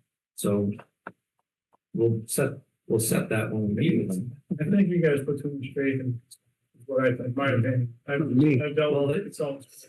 I mean, we just did 1,000 square roof. I think it's given us horrible, but. And I don't disagree. And I say the owner about having. You guys are, you know. But I don't disagree with you, but in order for us to get the 55% reimbursement, we have to play by the. You don't need to, you know, take everything he says. You got a building inspector that works for you. back to Zach's comment about moving it up. You know, I know you can take, say, June 15th and go backwards. My only red flag, and maybe it is if we rush this through and get it approved, say, by March 1st. How many of these good contractors have already been scoffed up? Well, no, Okay. well, you can go out to bid without it being approved. Didn't we do that somewhere before? I think You can, it's No, good. eat us alive. No, eat us alive. It's still, there's a lot of hurdles. Yeah. Yes. You can't do that in good faith without, approved funds. I just think you move as expeditiously as you can and explain what it's made, right? I guess my point is, Zach, if we rush it too fast, then all the good quality contractors are gone. If we would another year, now we got this whole period of time where the good ones are gonna bid on Well, it. then you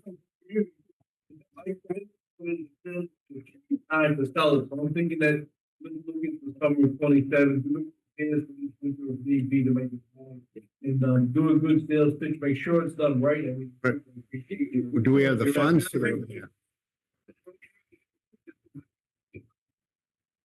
That's a good point. You guys, I think you should, Dr. O'Neill started off saying she knew it's probably not gonna be summer anyway, right? Because there's not many contractors out there. And that's fine. Big full restoration. And you can manage it for a year the way it is, or. I guess what I need to know is, like, what do we want to do? Like, what's the direction that you want us to take? If it's gonna be 27, do we go out and spend $100,000. $100,000 and patch this building? I'm running out of time. Well, do we have the money, first of all? He's a guy that you respect who I guess a really good roofer, and but he's got ideas, and he's saying 50,000 labor. Material. We purposely haven't done much to this roof because we got it approved by MSD.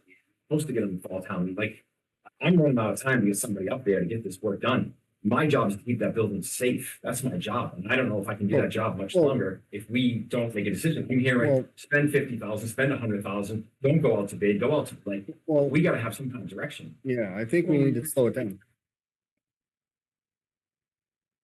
I've had several roofs up there, like, yeah, but I've had several roofs up there, and let's be like, please, like it's easy for anybody to go up there and be like, hey, that's bad work, that's bad work, that's bad work. They bought us time. Like, this has been legal since 1997, and we've managed those kids and the staff safe in the building. We don't need to get into that. No. But it has bought us. All right, hold on. All right. They're buying us enough time to get to next year. So what, to your point, where do we go from here? If we're gonna spend 100,000, where's that money? Does the capital budget have that somewhere? That's question one. Question two, we still have to go out to bid. We can't, it's over $10,000. I don't think we can just write a purchase order. It's gonna go out to bid now, I guess my point is if we have it, unless it's an emergency we repair. have a town meeting and it's finally approved. We got over a year Yeah. to bid on it. Send it out right away and get your best players to come forward. That's the new roof. We're talking about the repair. Yeah. Correct.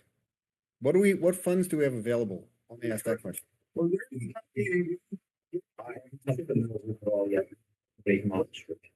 All the roof we've had, spend between 15 and 20. It was a quick patch because we're putting a brand new. Excuse me, it's not all of it.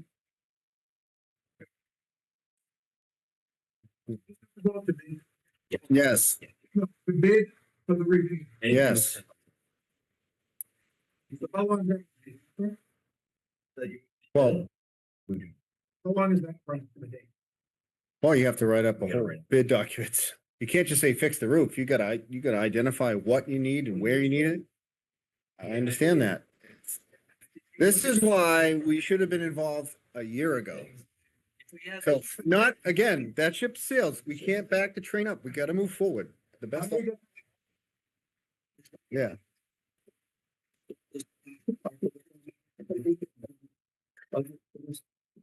Because he doesn't know what it. Because there was no way this was gonna get approved, even if we had this discussion. But we don't have the spec design yet, even if even if you kept on the appropriate time. Yeah, but and the fence, I think they were ready to At go. the time, we had this They were plan ready- design they were for ready to go out restoration, for which bid. is what was recommended. And when that was presented to the school committee, it was then that the school committee questioned restoration versus full repair and full replacement. And so then everything sort of kind of started to unravel because then we started to learn what the correct process of things was supposed to be, which then entered into FinCom with their questions and permanent building with their questions and select board with their questions. So what has happened now is what we had of, the ball of elastics that was this big has now become the ball of elastics that is this big. And so it's slowly starting to roll away from us. And so we're trying to track it back in. So what was your? And again, what Wade's trying to say is they were trying to be as hands-off as possible because they didn't want to touch anything and jeopardize any of the processes that we have to go through and follow according to the state. Okay. So now we've run out of that time. And so now we're trying really hard to kind of rein this back in. So what was the, where were the? I got all that. Right, so let's just, yep, where'd we go? Question? I think it's, just like for reserve fund, we had to. Transfer, take care of it. We need an idea what it is, it's a good process. If you have to send it out to bid, right, for repairs, why don't we, open every seam, flash every curb, flash every pipe, any penetration. Okay, But we obviously just to get a year on the clock, because we don't want to. that's gonna get you at least a year, probably, and that's what. What are you talking about? All the penetration, all the Whoa, flash. whoa, back up. So I'd say push it out to bid, you're probably gonna be 7,500 grand. For a year, No, you're probably a few years out. let's say we're gonna do it in 27, we want to just. Let's say, when you say 15 grand, you can't put it in through. That's why I'm I not said- saying anything. No, Whoa, whoa, whoa. Exactly, gonna put it in the end of the- It's gonna take you 2 months to get bid documents put together. Can't go You up just there, pick one seam. but you can't go up there and point. You have to have quantifiable drawings for people to bid on. It's public law. You can't just say, here's 100 grand, fix my roof. We have to have drawings. You can't say that. You have to have drawings and the specifications. There's a whole process for it. We have to design a fix. But still, you have to have drawings and specifications for every trade to bid on. You can't, otherwise it's subjective. I didn't say you need to tell, but we need to be able to have a way so they all bid on the same scope of work. If you can do that in emergency fund, that's fine. Then maybe somebody has to go up there and point, yeah. We've been using the word Band-Aid, and that's what we're talking about. We're not looking for permanent fix. But what we wanted, somebody,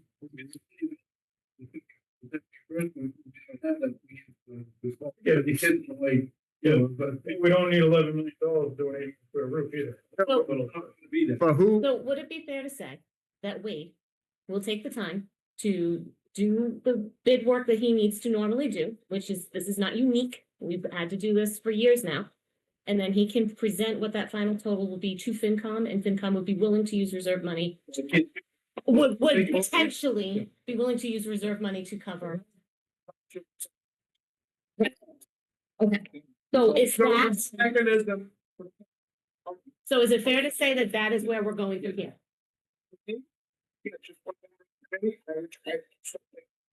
Under $50,000, because you're gonna spend $50,000 in drawing.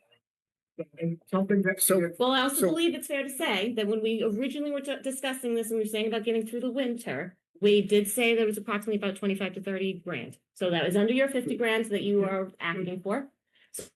So I would say that that's where we're starting, is that Wade's gonna do his paperwork, and then we can have a presentation to FinCom. And we can take it from there. all right, so. Do we have an existing roof plan? We should have one from all the schematic. Do we have one? I So think she I just think we- mentioned funds. I think we have to take one. Somebody has to mark it up, to his point, highlight this area and you call it level 1, whatever level 1 is. Maybe it's new seats. But we gotta, we can't have a contractor just go up and they spend all the money over here and didn't do anything over here. We have to be able to put our fingers, yeah, like, you know what I mean? Something like that. We need something where they can focus on. Okay. But like all his pictures, They're all- this seam, that seam, I have them. we just wanna make sure if we're gonna spend this It's 50, gonna do it next summer. It's not gonna happen. no. So let's put the brakes on. For another winter. And figure out how to get that other money, debt exclusion, problem to see. General handle in the, back to you guys and then back to you guys. Mhm. Do I have to come back to you guys for a repair or am I? I think you're FinCom. They have to come in. Do whatever you're doing for the last 20. Well, let us know. I'm only taking responsibility. Well, let us know. So we- And again, if you don't have the capacity, you've been able to scrape out of your funds somewhere to do it, Wade. If you don't have, come back for what you need, you know, but, it'll be the reason. If you It's can, not gonna really good color, yeah. you know, it's probably, we need to keep it under 50,000, but if you guys, any of this expertise to help you with that. Yeah, of course, we would love that. It's legal. There's money, so, you know, you guys are on your own and stuff. And I've already told you. Okay, yeah. So you, I've seen what they've done, I've seen what the roulette's done. The letter was part of, we were handed the wet because they were. They were the ones that came back. Well, the Firestone roof. And that's the card that we dealt with, that we follow the warranty, so we. Yeah. And if this, we're at the point where the warranty is expired, it doesn't matter who we use now. We just want somebody who's gonna lipstick on a pig. We can't help you because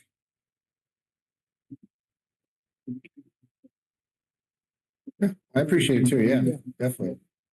No. Yeah, I think we sit here tonight, we hear about the new community center, brand new roof. That You can't get over that. You two gentlemen, building community middle school from day one, you know the problems that we had from day one. We talked about like the library with 11 gate. Yes. It's an architect's dream. Yes. It's never be built in a town like this again. It should be more square box kind of buildings and none of that. We've done those a joke from day one. We got that, the one gets played.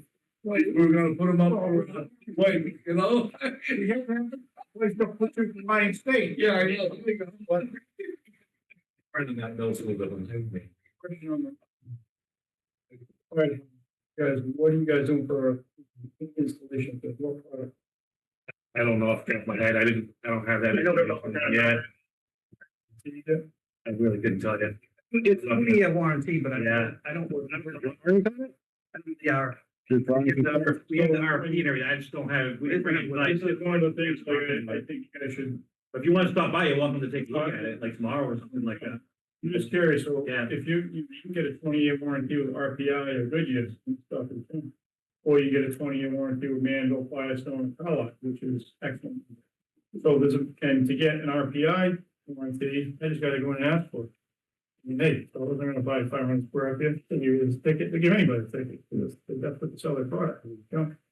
Where if you're gonna get a Firestone, Carlisle, Manville, you gotta show several years of workmanship, you gotta have inspection, you gotta show income, and there's a lot to get for the warranty. That's why they're the top manufacturer, so when it's going out to the low bid, some of those guys can't get certified John, certified Carlisle. So it makes a big difference when, we can save a couple $1,000 if we put in crappy membrane. Yeah. We rate the specs to the bid. Mine We rate. is, bid on when he was handling the town hall, actually worked out all the bids on that, and everything, kind of free. Contracted, yeah, he contracted with a consultant to the RFP. Yeah, and then, I'm not sure why I wasn't to this right. Once we got to that point, the town hall building was down and so forth. The RFP went out to bid and the consultant basically handled like reviewing the contractors and giving them like the tour of the building so they could take a look at it and. They were what, 15 grand for that? Correct, Yeah, it wasn't 14. right. A certified installer is not always, sounds like, a certified installer for me. You know, I just got my license, I wanna be a certified installer, and Nancy would say, you're a certified RPA guy, welcome to the group. Where you know, if you guys actually do your homework and say, I'm gonna stick with these three top manufacturers, you know that anybody Firestone, John Manville, or Carlisle certified with Sonafel is gonna be a quality guy, because if they're not quality, then they'll. They don't get certified. Yeah, Yeah, not Monday, yeah. Let's get Wade off the hook Yeah, here yeah. before we get into the fire department. So you know what you're doing, Deal can is, you we come can't back next give you- week? We can't give you any money without a special town meeting. correct, but The you town can, can't give you any, but the finance committee can give you a transfer. Mm-hmm. And you know, if it becomes a problem, they're the guys to go to. And but let us know so we can be there to support you on it too. you can come back next meeting and give an update if you want. Hopefully, many maybe we got a plan by then. Sounds good, all right. Thank you. Next, the fire department. Thank you. So, so I think the important one thing we should clear up that we've been talking, reading these bylaws, I think no, we have a new town manager, so hopefully it's followed properly going forward. But I think the intent was, anytime anybody needs it, something in this town, whether it's the school department, town hall, fire department, whatever, they're supposed to request is supposed to go to the town manager. Once it gets to him, then it goes to, no, it goes to capital first. Once capital approves it, then it goes to finance committee. Once that's approved, then it comes to us to decide whether we need jurisdiction or not. Because obviously it could be a $20,000 project. We don't necessarily have to oversee it. So I think what happened is that process wasn't defined because the bylaws are confusing. But that's not what you said, not outlined in. No, that's not. I don't agree with that. I'm just telling you what the assumption was. The bylaws are a little confusing. You guys should get the bids first, then they can come to capital. Right? Yeah, go ahead. The bids that permanent building to be what is important. And I will tell you that one of the things that happened in Mansfield, that whoever got a turbo, they put a two fire stations in the cameras. But the one thing the permanent building committee does, is they have a full assessment of all the town buildings, and a plan, you know, the next 10, 20 years as to what needs to be potentially done to handle these buildings. And I have a pecking order, and they also have a fund, kind of like our capital improvement fund, that's set aside. So when that building was found to have termites, they were able to say, well, okay, we're not gonna replace the roof on the former West Street Police Station, which the money was set aside for, and they switched it, and it was able to took the bottom half of the whole building off and put all new siding and everything on to replace it with $1 million, and it wasn't a big crisis. They had this very active building committee that has a lot of good talented people like yourselves on it that pay attention to stuff going forward and have a contingency plan. And I think that's what we're looking at, is we'd rather have a committee that's a little more Yeah. in depth and ready to rock and roll and knows everything, so you know what plan's coming.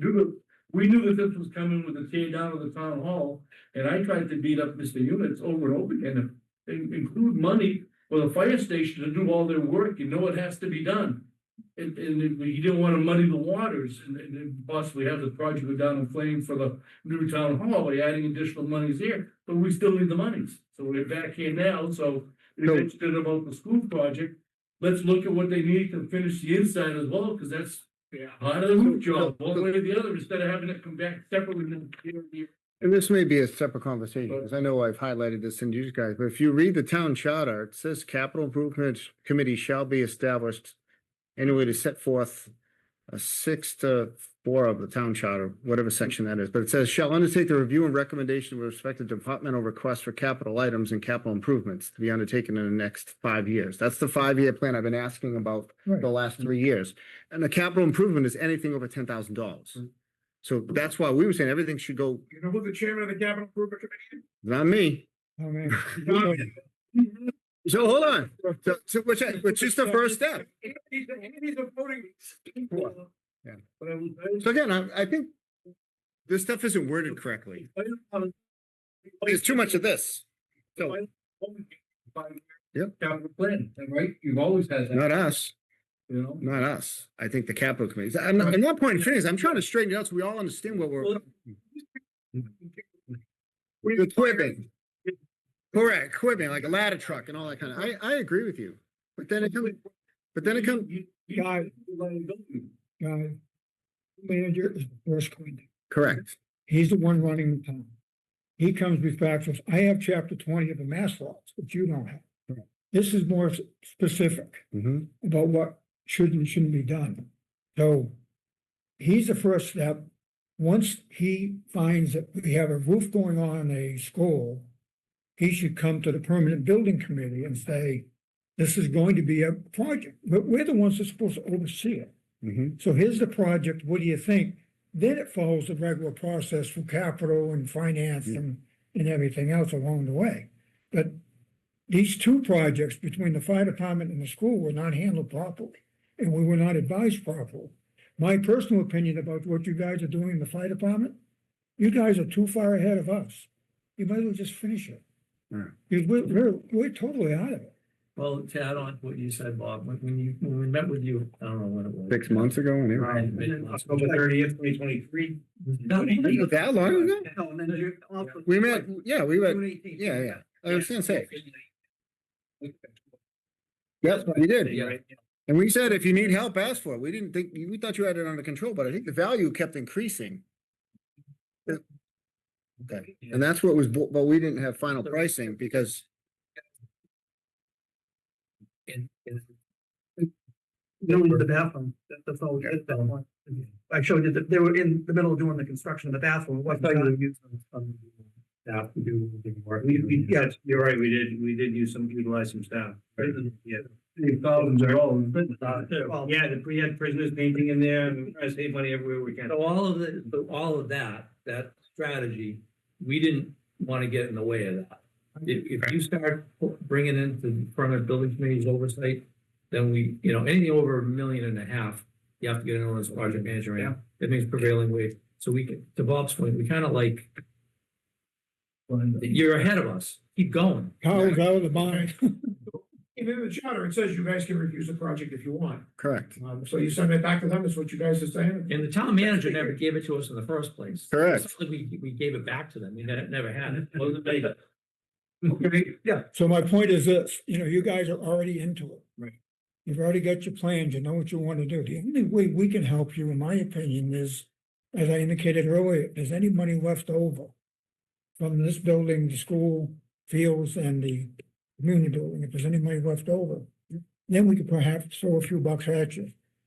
From what I'm hearing, there may not be a lot of it, but if there is something, we can maybe help you out that way, but at this point in the game, you guys are so far, even the school department did so much more than they had to do. Yeah. Because they weren't told the proper procedures. One of the work that they're doing, we had to do. It would have been our job. So you guys are already into it. So I say from this point forward, town manager will get the information and he'll say, whoops, okay, we just red flagged that one for the permanent building committee. And we can look at that kind of stuff. But personally, I don't think we should be involved in the project at this point. Yeah. Unless you want us to be, Yeah. unless you get over Well, one. I guess. He wants to watch you. Quick thing, in the interest of being respectful of your time, so you guys kind of know the history of how we got to where we are now, right? We came to you guys twice, we went to Capitol 3 times. Mhm. The first 2 times we went to Capitol, if I make this quick, we asked and received $300,000. Mhm. At that point, we stated each time that we didn't know what the final amount was gonna be because we were waiting to get a quote back, or an estimate back, excuse me, from the architect. Which we secured the architect in January. We didn't get the estimate after all that process until like mid-June, sometime around there. So the next available capital meeting, which was October 2nd of this year, the came to $1.4 million. So we had 600, we asked for 900 in total. 800 of that was to make up the balance of the construction project for the schematics that I was called for. Mhm. An estimate, the escalation and the contingencies and stuff. And then an additional $100,000 to try to replace the boilers in the basement. Currently in the basement, there's after they tore that building down, all 4 boilers are still there and all 4 boilers are still being used. They're like over 40 years old. They're kind of in disrepair, getting harder to find parts. They're still working, to be fair, but for how long, I'm not really sure. I put the last back then. For $100,000, when the estimate from the boiler company, we can go down from 4 boilers to 2 boilers. We figured if we're doing construction, we're having all this stuff going on, might be a good opportunity just to kind of get all this stuff up, done at once. Why would you look at energy efficient mini splits We do have some mini splits being used instead of boilers as well. What I'm saying, what, We did the whole, through the Green Neighbor, I think it's Green Neighbors, Green Communities. Green Communities. They came in and we had to do weatherization, which we really didn't have the money to do it all, so we did partial with the new town hall side. And when they came in there, they said it wouldn't be efficient to do the mini splits in that side. So what we ended up doing is there was 2 roof units on there. There was one from 2018 that's 3 times the size of what they need. And one on the fire department was probably from the 80s. So what we ended up doing is taking all the ductwork from the fire department, hooking it into this one that was put in 2018, and taking the old one off. And that was one of the hiccups with the roof, because we didn't want to get the roof and then have to take the unit off. And then when they came up and looked at it, they found out that the one on 2018 was never installed correctly. So they had to do a lot of work to get that installed to get to the point that we could do the roof. And I can tell you right now, the place doing that, the AC cranks in that place. I mean, it's cold. They really did a good job with that part of it. But the boilers basically heat and bring heat up into those units to bring it back down. And like I said, pretty much every single pipe leaks, I hate to have to shut down anything, because they came in and there was a leak and they shut it down, and then they had to replace the valve, and they had to replace something underneath it, because everything they did, it just started breaking down, so. The boilers are a capital improvement issue, not ours. Yeah. That's right. capital improvement. So you guys still have the opportunity to go to capital to try to get those We did. boilers. Didn't you get money approved for? We asked to come back to you guys. Yeah. And this says over, this is maintenance repairs over $25,000. Falls under the permanent building committee, and it actually specifically says, somewhere. Service equipment, right, correct. Service equipment, major repairs showing who. Once But, again, It would play either way. I just- we're back there, So, so I mean, to make it official, you guys take a vote saying we're sending it back and the business itself, so there's no question. Well, I think if you want to do that, you can do that. I just think would appreciate your guidance in terms of scope, because we're $500,000 short. And they have $900,000, but looks at today, it's gonna cost 1.4. Maybe when we go to next town meeting, it might. We're trying to keep it below 1.5, so we don't have an OPM. Yeah. So do they use some of the money now for design? How much have you got so far, chief? So we received 900 so far. We've We've spent, been giving them we've 300. spent about $95,000 in, but honestly, spending it in that manner, I have to give the guys credit for doing a lot of the work on their own. And also by not having, like you guys talked about earlier, not having to go out to bid and have an RFP doing the projects that were less than $50,000. We saved probably about $100,000 just doing it that way so far. And using the prisoners for painting, we've really been trying to, be as cost effective as possible. Long story short, yeah, so we're about 95, we received 900, so let's just say we have 800 left.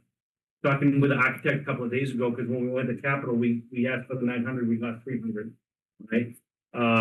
So that's how we ended up at 9 instead of the 1.4, right? what's the, does that include the 2 boilers? No, yeah, the 800 that we asked for in addition. What those saying, can that be broken out separate, if it's not at 1.5, they're over 1.5? Separate project. Yeah, we asked for the money at the same time, but the project was gonna be separated out. That would be, it's not gonna be general contractor that will be doing that project, it's not gonna be hiring the boiler person and all that stuff, be us. As I understand it. So boilers is capital.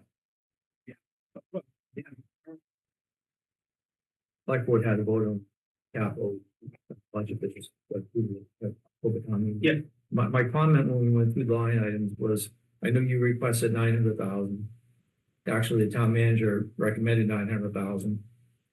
I don't know if it was the FinCom that reduced it to 300. No, it was the capital committee. Oh, Kevin, that's right. So did you guys approve the 900 as well with FinCom? No, we approved whatever the recommendation of the Okay. capital committee was. So my comment was, because I read through all of your rationale in your packet. Right. And you were worried about it. You wanted to get it done quickly to keep the cost. And if it took an extended amount of time, the cost was gonna like double, especially with fleet.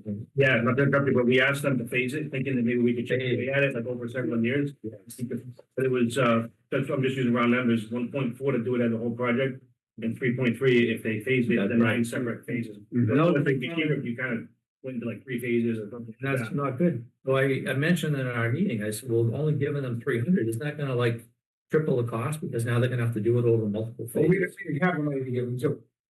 Okay. So how much So is is, that where you sit right now, is you're looking at it costing more over multiple phases? Yeah, so kind of like the town manager just mentioned, I guess. Up to you guys would be just to take some guidance. The spot one right now is we have $800,000, right? We circled back with the architect a couple of days ago, you know, in preparation for this meeting, just to try to see like, hey, what can we do for that amount of money? If that's all we have, right? So basically, we would stop doing anything on the first floor, so that would eliminate the bathroom conversion on the first floor, the additional office. And then one of the other parts of the, and you guys have plans over there, but I can just explain it to you. One of the other elements of the first floor was that stairway. We wouldn't need any more on the capacity of the last one on the second floor. How much that saves? What's that? How much that saves? Yeah, so if we drop that up, we're gonna save probably about $150,000. So the thought process was to take those stairs out of there, and basically just carry that floor right across. And now you just gain maybe 200 feet on the 400 square feet or so on the second floor, and same thing on the first floor for future office space or growth. My concern, are you still looking now, because this is gonna be over multiple phases, of it still costing roughly $3 million? No, it's not. No, But better than- No, so that's kind of where we're at, right? So for the $800,000 that we have on hand, we could do, we have to cut 600 square feet area off of the second floor project. And not do anything else on the first floor. And stop all the stuff that I just mentioned on the first floor. Fine. We would probably have to eliminate the classroom portion on the second floor. It's the most logical area. And then at some point, we would probably have to come back and ask to try to finish that off. will be, No, then we would lose the training room. We just have to have a makeshift training room in the inspector's. Yeah, yeah. So let's look Yeah, over, let's look over the next 5 years, right? You said might come back. So if you had the extra 600,000 from the capital improvement committee, would you have been able to do everything that you just mentioned, you're cutting out and done it for 1.4? Yeah, that's what the estimate was for. So why, that was silly that, I guess if you don't have the money, you don't have the money. I get that. My suggestion would be. Town manager with finances. To go in the $600,000. Hopefully. I mean, he's rubbing his head over there. So it's like, Reserve account, that kills Yeah. it. Bond has paid down out of it. Actually wants to borrow Wouldn't the bank- $1,000 over 10 years. You can thrive. $600,000, 10 years. I thought James Finn was doing it. what's the, $1,000. 85 the last year. We had originally did it as borrowing the 900,000. It came out to about $124,000 a year, and then it escalates down, but decreases down. I can tell you, that's gonna be close. what's the building worth? Do we know? The whole building, or No, it's just about 50 years old. I think it was broken 70. 70. And then what were the improvements on the first floor that you were gonna eliminate? You said bathrooms? So on the first floor, one of the things that we've already done is the front entrance over there. We're gonna, we haven't transitioned over there yet, but we had it reconfigured, so it's ADA compliant. Mhm. There's actually a service window in there now, and our admin desk is gonna go over, so right when you walk in that front entrance, you step to the right. That's built? The service window, yep, Okay. yep, and the admin's office is right there. Cause that's what You I, can push the button and open the handicap door, so it acts as a handicapped access, and also as a security feature, so somebody can't just walk in to the building So- without being buzzed. so what are the bathrooms you weren't gonna do? The older ones? So when you walk that, directly ahead, there's a woman's room. Mhm. I think it has 2 stalls, double sink, so forth. And then around the corner, there's a men's room. It's actually really big. There's a big, handicap accessible stall. Happens a lot in There's old a fire big stations. So, what you gotta do is take that men's room, put that into 2, make a. Men's room and soccer. Then that, the ladies' room, we're gonna just convert that into office space or like a copy room with a table in it. And So, common mailboxes, so you can put it in people's spots. compliant. Right now, we are, right. But That's now, like, if you wanna go to our classroom today and you're handicapped, you have to go up, you have to go through the front, Mhm. come all the way down the hallway to the back of the building, go up the elevator, with the fire department kitchen, and then go down the catwalk and then go into the. That's the way it was before, right? All right. Yeah. That's the thing, we're trying to, this is, you wanna You guys, Us do the project, you don't want to be involved. no, you guys have got to, and I guess the word would be prioritize what is really important right now. Finish what you're doing, get it done, call it phase one. Yeah. Wait a couple of years, come back, and let's talk about phase two. You know, I know we want to get it done, yeah, but at the same time, we gotta come up with the cash. yeah, no, I think we can do whatever. Just like to just know so that we can start the process. We can't, this, to the point earlier that we were talking about, like, we can't ask the architect to design the full project and then not have the money to do the full project. We can ask them to design a project for, like, say, 800 and then move forward with that. And that's fine, but otherwise we have to, if we're gonna try to access additional money in like the spring and have it available in July, then we're pushing the project back 8 or 9 months. So, It's gonna escalate. but when I got on the board, everything was pretty much done for the most part. I got on because I wanted the old town hall knocked down. It was being told by the town manager it couldn't happen. Well, guess what? We figured out a way to make it happen. Mhm. So it came down. We never anticipated or planned on what we were gonna spend inside the fire department. Right. That was never discussed. So when I heard 300 grand, I thought, Maybe not to you, but. Yeah, just- I know. just tell me. It's better than it wasn't mentioned. Yeah. 300 grand, I say, okay, 300 grand, we'll put some paint on and put up some Yeah. It's quiet just not a lot of money. and call it a day. Yeah, And now we're talking 1.4, so now we're on the other side of the right, spectrum. because back then they had all the construction trailers, but they could have just transitioned. You know, I don't know what the savings would have been, but it would have been something anyway. Yeah. You know, I imagine. I don't think we should be spending any more money. Position where we can just take 500,000 from stabilization and do it. Should be, but I can't say that's what we're doing. Yeah, You can't. I mean, it's just like anything, we have to cut down the scope, we have to decide You gotta find out your needs and wants. well, we know our needs and wants, we have that, it's just trying to Like, figure what out. can we put, like you said, the training room, can you make, do without it? It sucks, it's not what you want. But we did that with this building was 20% bigger, we cut it down. Same thing. There you go, there's 150 right there. So that's cutting a new one? No, just take it. Taking one out, taking, okay. Why everyone here stare? Yeah. Hold off and gamble, it's bringing to me. Correct. I recommend when you go with the 800 grand, because the springtime meeting, we're not gonna have the money. We'll be fine with the Very school. late in the spring, we're not Yeah. gonna have it. Yeah, That's. I think that's what we do. If there's money left, like for 900, that whole, according to the architect, that whole second floor would be done, including that. Now, hey, you know, honestly, maybe the 800, they come in and bid and we're like, surprised. And it's a little bit less than we thought. We're just going based off our best information that we have from the. We're doing that during, we charging 5 million. That's the other part, the other half. Or suddenly you're halfway into something and say, whoops, you know, we don't have enough money, and then it triggers that 1.5. But you always have to be careful. Because once you hit 1/3 of the value of the building over like 2 years, ADA kicks in. You know what I mean, that's why I said, what's the value of your building? If you're at 1.5 and your building's worth 3 million, you gotta make the thing, I know hypothetically. ADA kicks in, and what happens is what kills towns. They go, haha, we're gonna devalue our own buildings to save tax money. And then every time they wanna touch it, ADA kicks in and nothing gets done because every building needs an elevator, every building needs a handicap ramp, everybody needs bigger bathrooms. I've seen it a million times. That's why I brought that question. we need ADU. I think you do. It sounds like you do. Yeah. You have an elevator. We're certainly In- in a in- better situation than we were. Yeah, exactly.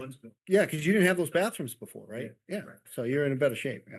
I think we need to add a new member to the capital improvement committee, somebody from this committee, from the building committee, you have representatives on that capital improvement committee. Because we had added people on in the past, like we realized years ago, when I was on the school committee, they realized that there were school projects and there was no representative schools. So now there's a member of the school committee on capital. You took the planning department, In this planning as well. you took the planning off to give the school. So somebody from the, maybe in the future, I don't know how. No, you- there isn't any. I don't think that's a problem. Like, well, Supposed to be. though. by our charter, they're supposed to be. Yeah. Yeah, no, when we did. It was, I might be wrong, but I don't. On the PVC there is. I was on the capital improvement twice when I was. Right. So I'm just saying that might have just gone by the wayside.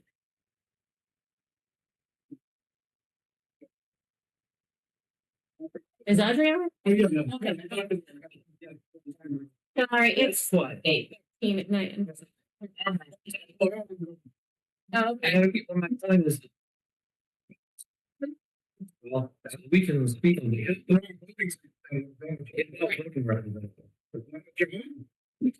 No, I'm saying we need to change, we need to, just when we add, whatever we did to add the school committee member, who was the voting member. Well, we do took, the same thing to add.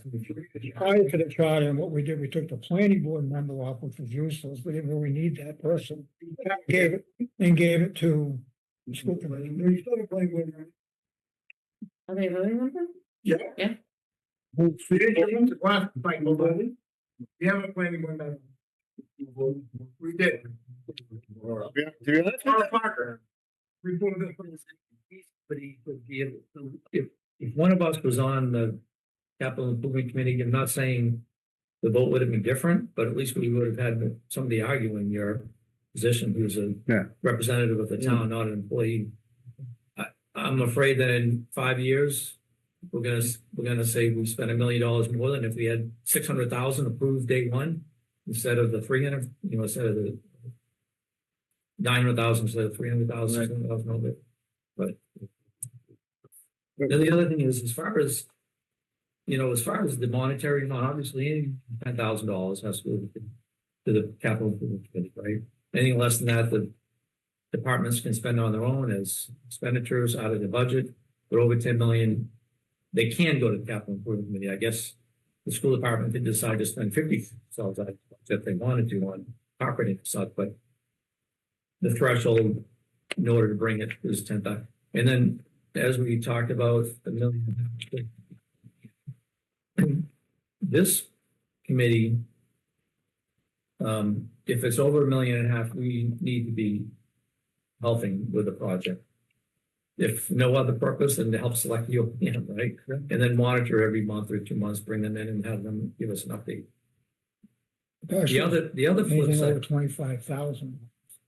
Anything over $25,000. no, that's what the master That's law. mass law says. That's why there's a conflict. projects or expenditure? I think that's, I've got, let's say chapter 20. I got the mass general law. Yeah, but it's chapter 20 of our. This is one. This committee, Chair. No, It's an annual town meeting. This is what you're reading? Yeah, but I've got more detail. So the question is. See, there's a conflict. It says capital committee is supposed to do a 5-year plan, and this is PVC is supposed to do a 10-year plan. I'm like, how the hell does that happen? It's more than 25,000. Have them taking a vote and supporting it? I think so. I mean, we don't have to oversee every single project. Really. And by the way, It says major, and definition to me, major is anything over $1.5 million, because that's when the OPM kicks in. like Yeah. the capital. It But could as be far just as, voting. yeah, just a vote, but as far as oversight, project management every month. We're volunteers, we're not employees of the town, so there's only so much we're gonna be able to do, right? We're not OPMs, we're not clerk of the works. We're not construction managers on staff under the town board, and so that's when you came before us, we were thinking, okay, how much are we gonna help these guys? They're already doing it on their own, we don't get in the way, right? I think, So it almost has to be an OPM driven project for us to be valuable. We will think about it that way, right? Yeah. And we So the job you did for the high school, I think you qualify. well, that's a bigger job. That's what, 80 million or something? 34, but you're only as good as your OPM, right? So you need to have a good, that's why I was asking the school folks, well, how they felt about It was that bad, huh? Huh? How was that bad?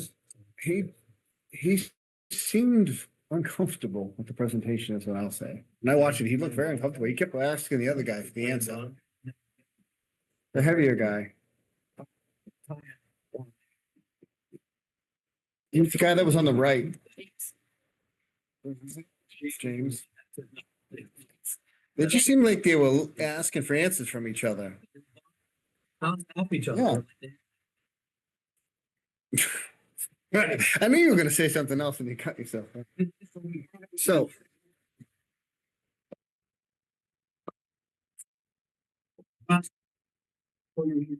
Two cycles, we've given them 300,000, 300,000. Yeah. But, From the ambulance account. yes. If one cycle, we give you another 300,000, say that's it. And then that's where we're, and I honestly don't think the ambulance company would it. That's why we asked to borrow it over 10 years. Because it would have been a little over $100,000. And even right now, we're running the numbers. They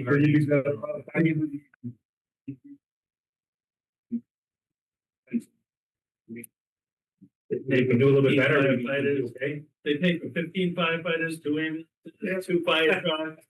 That's what the fund is. If we follow the 5-year plan, Fund. I think, and that's not by accident, I mean, that we raised that, I mean, we start revenue. last chief was very. Way up after. We haven't spent any taxpayers' money. I think one thing has to happen, I think this has to get retried, to his point earlier, I think there's some confusion in here and asking wants to something else, I think somebody has to sit down. Clear direction on what committee does what, I think it's confusing, if you ask me. Because it's, well, it says, capital does a 5-year plan, we're supposed to do a 10-year plan, what? Capital's 10,000. You don't want to be talking about firefighter. No, me either. That's right. Well, then read the definition of a construction and demolition. Shall include excavation, filling and grading. That's the definition of construction? What the hell? That should be this plus, that's on top of this. I think it's very piss poor writing. That's what I mean. Every time we gotta dig a grave, they're coming to us? No, you can't be buried. My opinion is, if we go to town meeting and we ask for any more money. Shoot us down. Yeah. We're not gonna be able to take it from available funds. Especially if we get, Available funds. Done. yeah.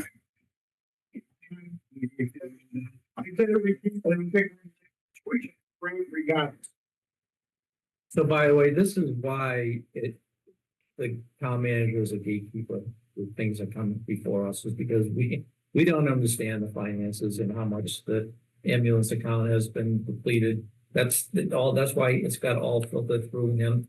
And like you guys tried to do with the previous town manager, and I don't know what happened with that, but you came to us instead. And we said, kind of keep doing what you're doing, but it should have been managed by the town manager. He should have made the decision.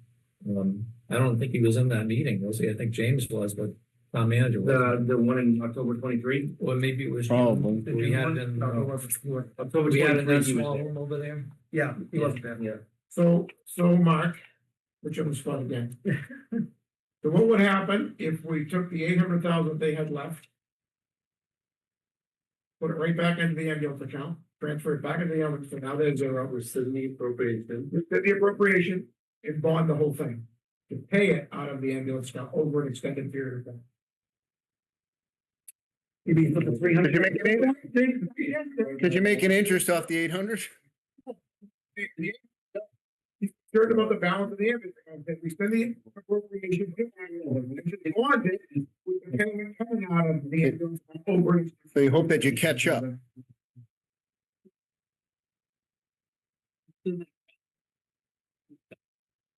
You'll remember, we took $1 million and put it into capital improvement.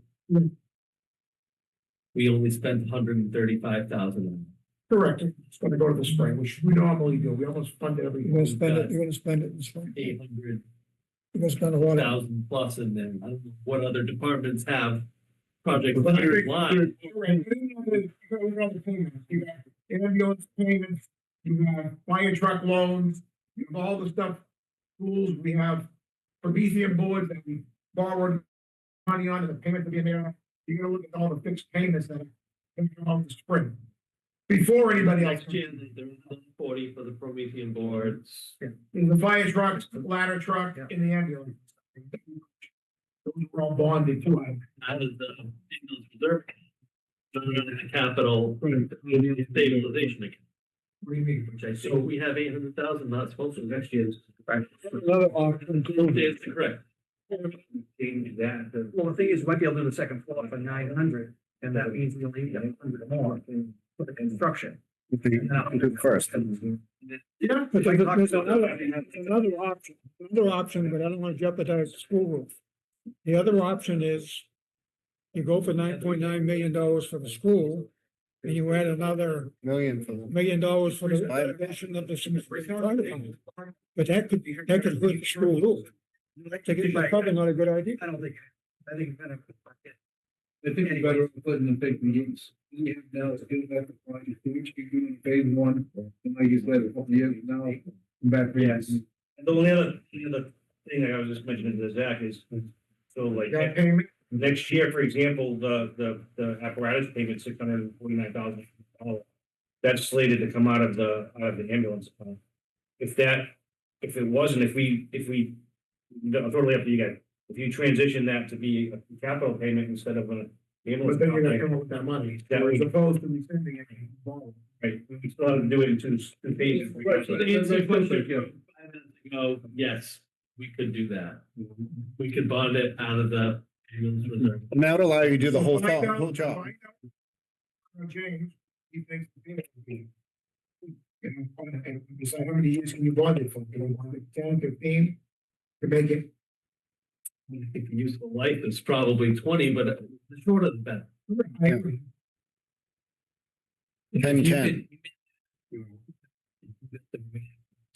State town meeting, would you be able to stay on track without the phase? approach? So I think, so the next step from here is to do, the schematic, obviously, you guys know the schematic drawing, construction documents, Mhm. develop the RFP. I actually wrote What's it bid? in, my notes. So you're looking at, from the time we say go ahead, about 6 to 8 months from that point in time to go, the time till we go out to the bid. Oh, well, That's just, I mean, you guys might know better than me. I'm just going by what the architect, I have a thing from. He's got long time for that fire construction station. documents take a long time. We do at that point then in May, if we don't get the money, scale it back then, there's no harm, no foul, and give you $800,000. I guess you could, I mean, maybe you guys can give us guidance on this, but we have them, I guess we need to tell the architect what to design. Cause we're paying for that. The problem The is they design is, according to him, 10 to Oh, it's a 12% of the cost. of bid the- for 800,000, you gotta spend so much on design. We're on and design. procurement. You just get a contractor on it. 50 grand a month for a contract. Spend so much money. Facilities department with 2 construction guys, get them going on. Yeah, Or exactly. roofing company, right? And I tell you, we Well- reached out to Southeast Ohio, to see if they would be able to help us at all. So the prison painting, is that an organization? First of all, Sheriff's Office. Okay, Yeah. I yeah. want to make sure it's legit. That's fine. I just want to make sure it's okay. Said that, I'm like, can you volunteer prisoners to paint? My house needs to be painted. Can I sign those guys up?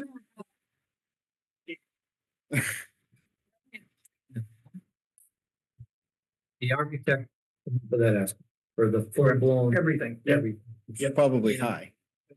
Copies if you guys want to, I mean, you want to make this.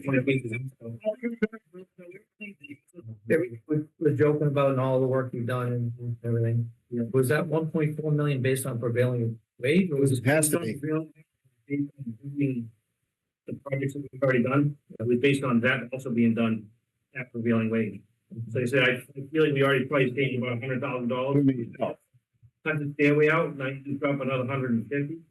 Right, so now it might not be 1.4 at this point, maybe, you know, you look at 1.2. And Yeah. you could probably get everything done and have, you know, maybe $50,000 to $100,000 of just in case money. There is. So the something that's 900 built in as well, but The 900 that, I didn't mean to interrupt you, but I'm. no. The 900 that you originally requested is definitely gonna be less. Because you've already done work cheaper than what he had estimated. Yeah, I think at this point it will be, yeah. And you pretend, if you keep going this route by using prisoners or whatever else or in-house employees. So I think, not to interrupt you either, but I think we're maxed out on that aspect of it, because the next phases that we can do are all gonna be over. Gotcha. It's gonna be one project, it's obviously gonna be over $50,000, so like, like, we did like one component of what we did was like $47,000. So we just kind of squeaked by on that, you know, to stay in compliance with the laws and everything, and that get taken care of. You've already economized as much. as Yeah, possible. some of us did the work in the bathrooms. They did a great job to do that, and that was, you know, basically free labor for all intents and purposes, and we paid for the materials. How much was taken out the staircase? I'm sorry? How much was it? 150. So it was 100 and, it was like 150 to 160 if it was incorporated into the whole project. And if you did it in the phased approach, I think it was like 260 something or 250 or something like that. Let's say, wow. That's what he's They're saying. okay with it. Okay with that. Yeah, I'm being honest, the stairway was just kind of a thinking towards the future. Yeah. To have some kind of room to grow without having to come back and ask you guys for. You need it because of the second floor of the gymnasium, not for the fire station. Yeah. You got 3 stairs right now. The big thing, I think, is that if we can get the second floor done, that would be. It's a 900,000. What you do with Yes, that. that would, according to him, that would cover the whole second floor. And you have the money for that, right? Well, we're $100,000. Okay, you're 100 short. Okay. And then the other 800 was for the first floor, right? And then that's if the bid comes out exactly as, and if we're lucky, like I said, it's a little higher than we have to. Between that and the boiler would be 200,000, but we'd have to get it out of something other than. But the boilers could fall under capital improvements Yeah. potentially. I know, I understand. I'm trying to find a way to cut the pie. So, Yeah, no, so we have one strategy. That's They have the 800 now. Or do we just wait? What do you have to work for the design? I'm just curious. no, what he's saying is when they design it, they're designing for the 8, they're designing for the 1.4. You could always phase it and put 2 phases, and you're only bidding one. Phase 1 and phase 2 or phase, That's what I'm saying, right? Either hold off. Yeah. And see, do you all think that's the best course? And try that way, or just make do with what we have, and then try to circle back at a later date. you can do an alternate for phase 2. Think it doesn't, we just go with the 800. Yeah, but you have to add it, you have to accept it at award. We have to do another RFP. If you bid 2 phases, the day you award the project, you have to select what you want. You can't say, well, we'll come back to this in 6 months.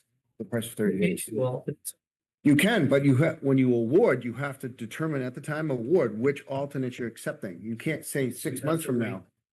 Because it's a bid violation, because other subs. You do it as an alternate, Long as- as long as it works for egress and everything. Correct. Yeah, that would work. Yeah. Okay, a little bit extra design. Correct. Have them come back and use that at a later date. Keep in mind, That's enough, keep in mind, when you do, Then I think you're paying more. I think you can do that. when you can do it as an alternate, but keep in mind,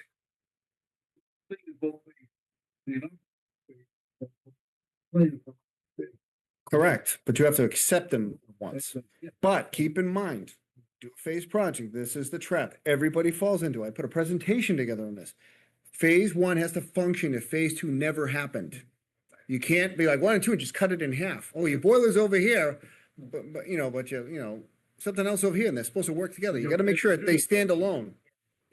So if it's only finishes, like toilet, repainting the bathroom, that's not affecting the other area. Just got to make sure it's designed. Here's phase 1. Assume phase 1 is finished, and then we're going to do phase 2. You say phase 2, you mean the alternate. Correct. But you have to make sure they're mutually exclusive. They can't depend on each other. It's like, I give the analogy, you're building a house and you're building a garage, but your water heater's in your garage, and then you decide, well, the garage is an alternate, we're not gonna build it. Well, dope, now you don't have a water heater, because it was in the garage that you chose not to Right. build. That's the analogy I'm trying to say. Oh, yeah. Okay. They're not- Exactly. Long as they're mutually exclusive, you can bid them and just say, you know what, we don't have enough for this. one of the things we're doing is adding. Yeah. They have their owner share it with one person, Correct. right? I would never Yeah. Oh, yeah. built, right? But yeah, you can't take that away without. Correct. You can't take out their dorm Correct. currently without having a place already for them to go. But if it's That was recent, also part of us starting early, because there would be places for people to relocate correct, during the process, because like the bathroom's would get torn up. The other correct. part of the project is the 3 showers upstairs instead of 1 for, if we have currently. Just gotta make sure they phase correctly. That's So, it sounds like the recommendation of is to have the designer, your architect, do all of the work for the entire full project, pay the extra 10-15% for the piece that we're not sure about right now, right? And then have them go through all of the drawings and all the work they do with the schematic design and construction documents. And then put it out to bid, and then in May, don't award anything yet until the money is approved in May. And you know, bite the bullet on the front end with the 100% full project that you originally scoped out. That's my, it's good we're having this discussion. You don't need. No, 100%, I appreciate it, I appreciate the time, I know it's getting late. Probably the best thing to do now is just, you guys work together the Yeah. rest of the way. You know, Find the based money. on- Find a strategy on the If you money. get- If you get Southeastern Regional, who has qualified instructors, licensed instructors to come in and do some of the work for you. Plumbers, electricians, as 2 examples. In the meantime, even if they're putting in plugs where you're gonna have them eventually. That's gonna save you a bundle of money at the other end of it.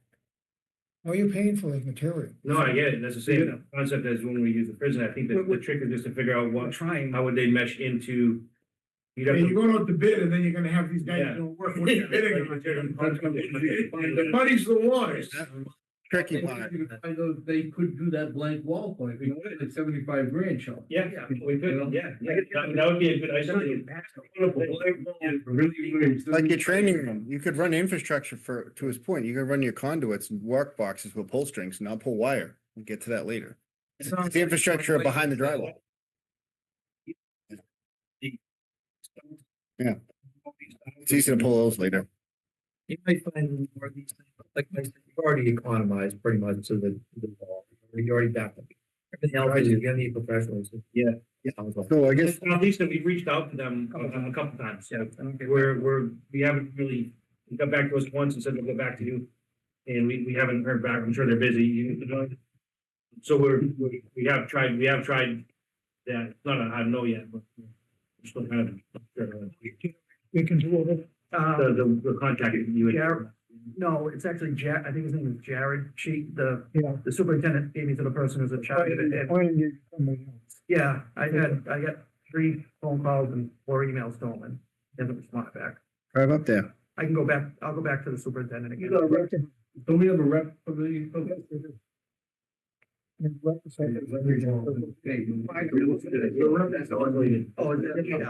I've been dealing with the superintendent. So design is phase 1 and 2. Bidded is phase 1, 2, 2 being an alternate, and see where it lands. And at the same time, you'll work on see if there's somewhere you can get enough money to do the whole thing. By whatever strategy you have, that 800 you talked about. Yeah, it may be surprisingly, you only need 200 more, who knows? But again, when you do the design, think of whatever you can cut out, like you said, value engineering. I think the stairways are automatic at this point. Just remember, value engineering isn't cost cutting, it's a misnomer. If I said, keep in mind, value engineering is not cost cutting. There's no value in getting rid of something. That's why people say it all the time. It drives me up the wall. A drywall ceiling and acoustic ceiling have 2 different values. But no ceiling has no value. Does that make sense?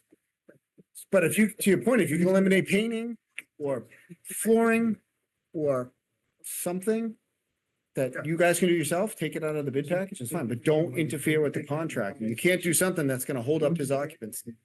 Like, you can't say, we'll do all the doorknobs. Well, he puts the doors on without the door hardware.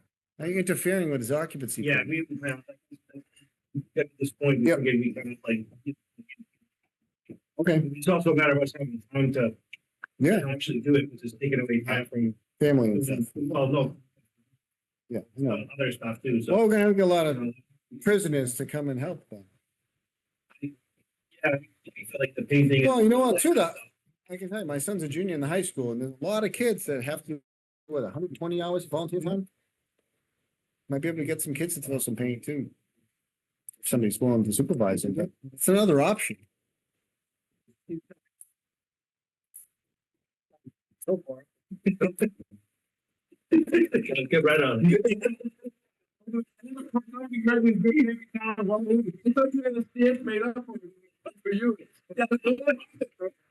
Oh, that's right. Have a fire truck we can sell. You gotta remember that it was built in 1978. That was Chief Schleicher's 10th year on the job at that point. It was made for 3 firefighters, so that's. Three? Population's grown. All taken it. Oh, that's so I told you guys, we're using every bit of the possible space in that building. We literally took the pull out to put a bedroom. That's what the whole used to be. Speaking of- There's a bedroom there now. Alright. Do we want to make a motion to adjourn? Everything's like, you guys sorry, like everything, like, Granny's, if you look. Adjourned. We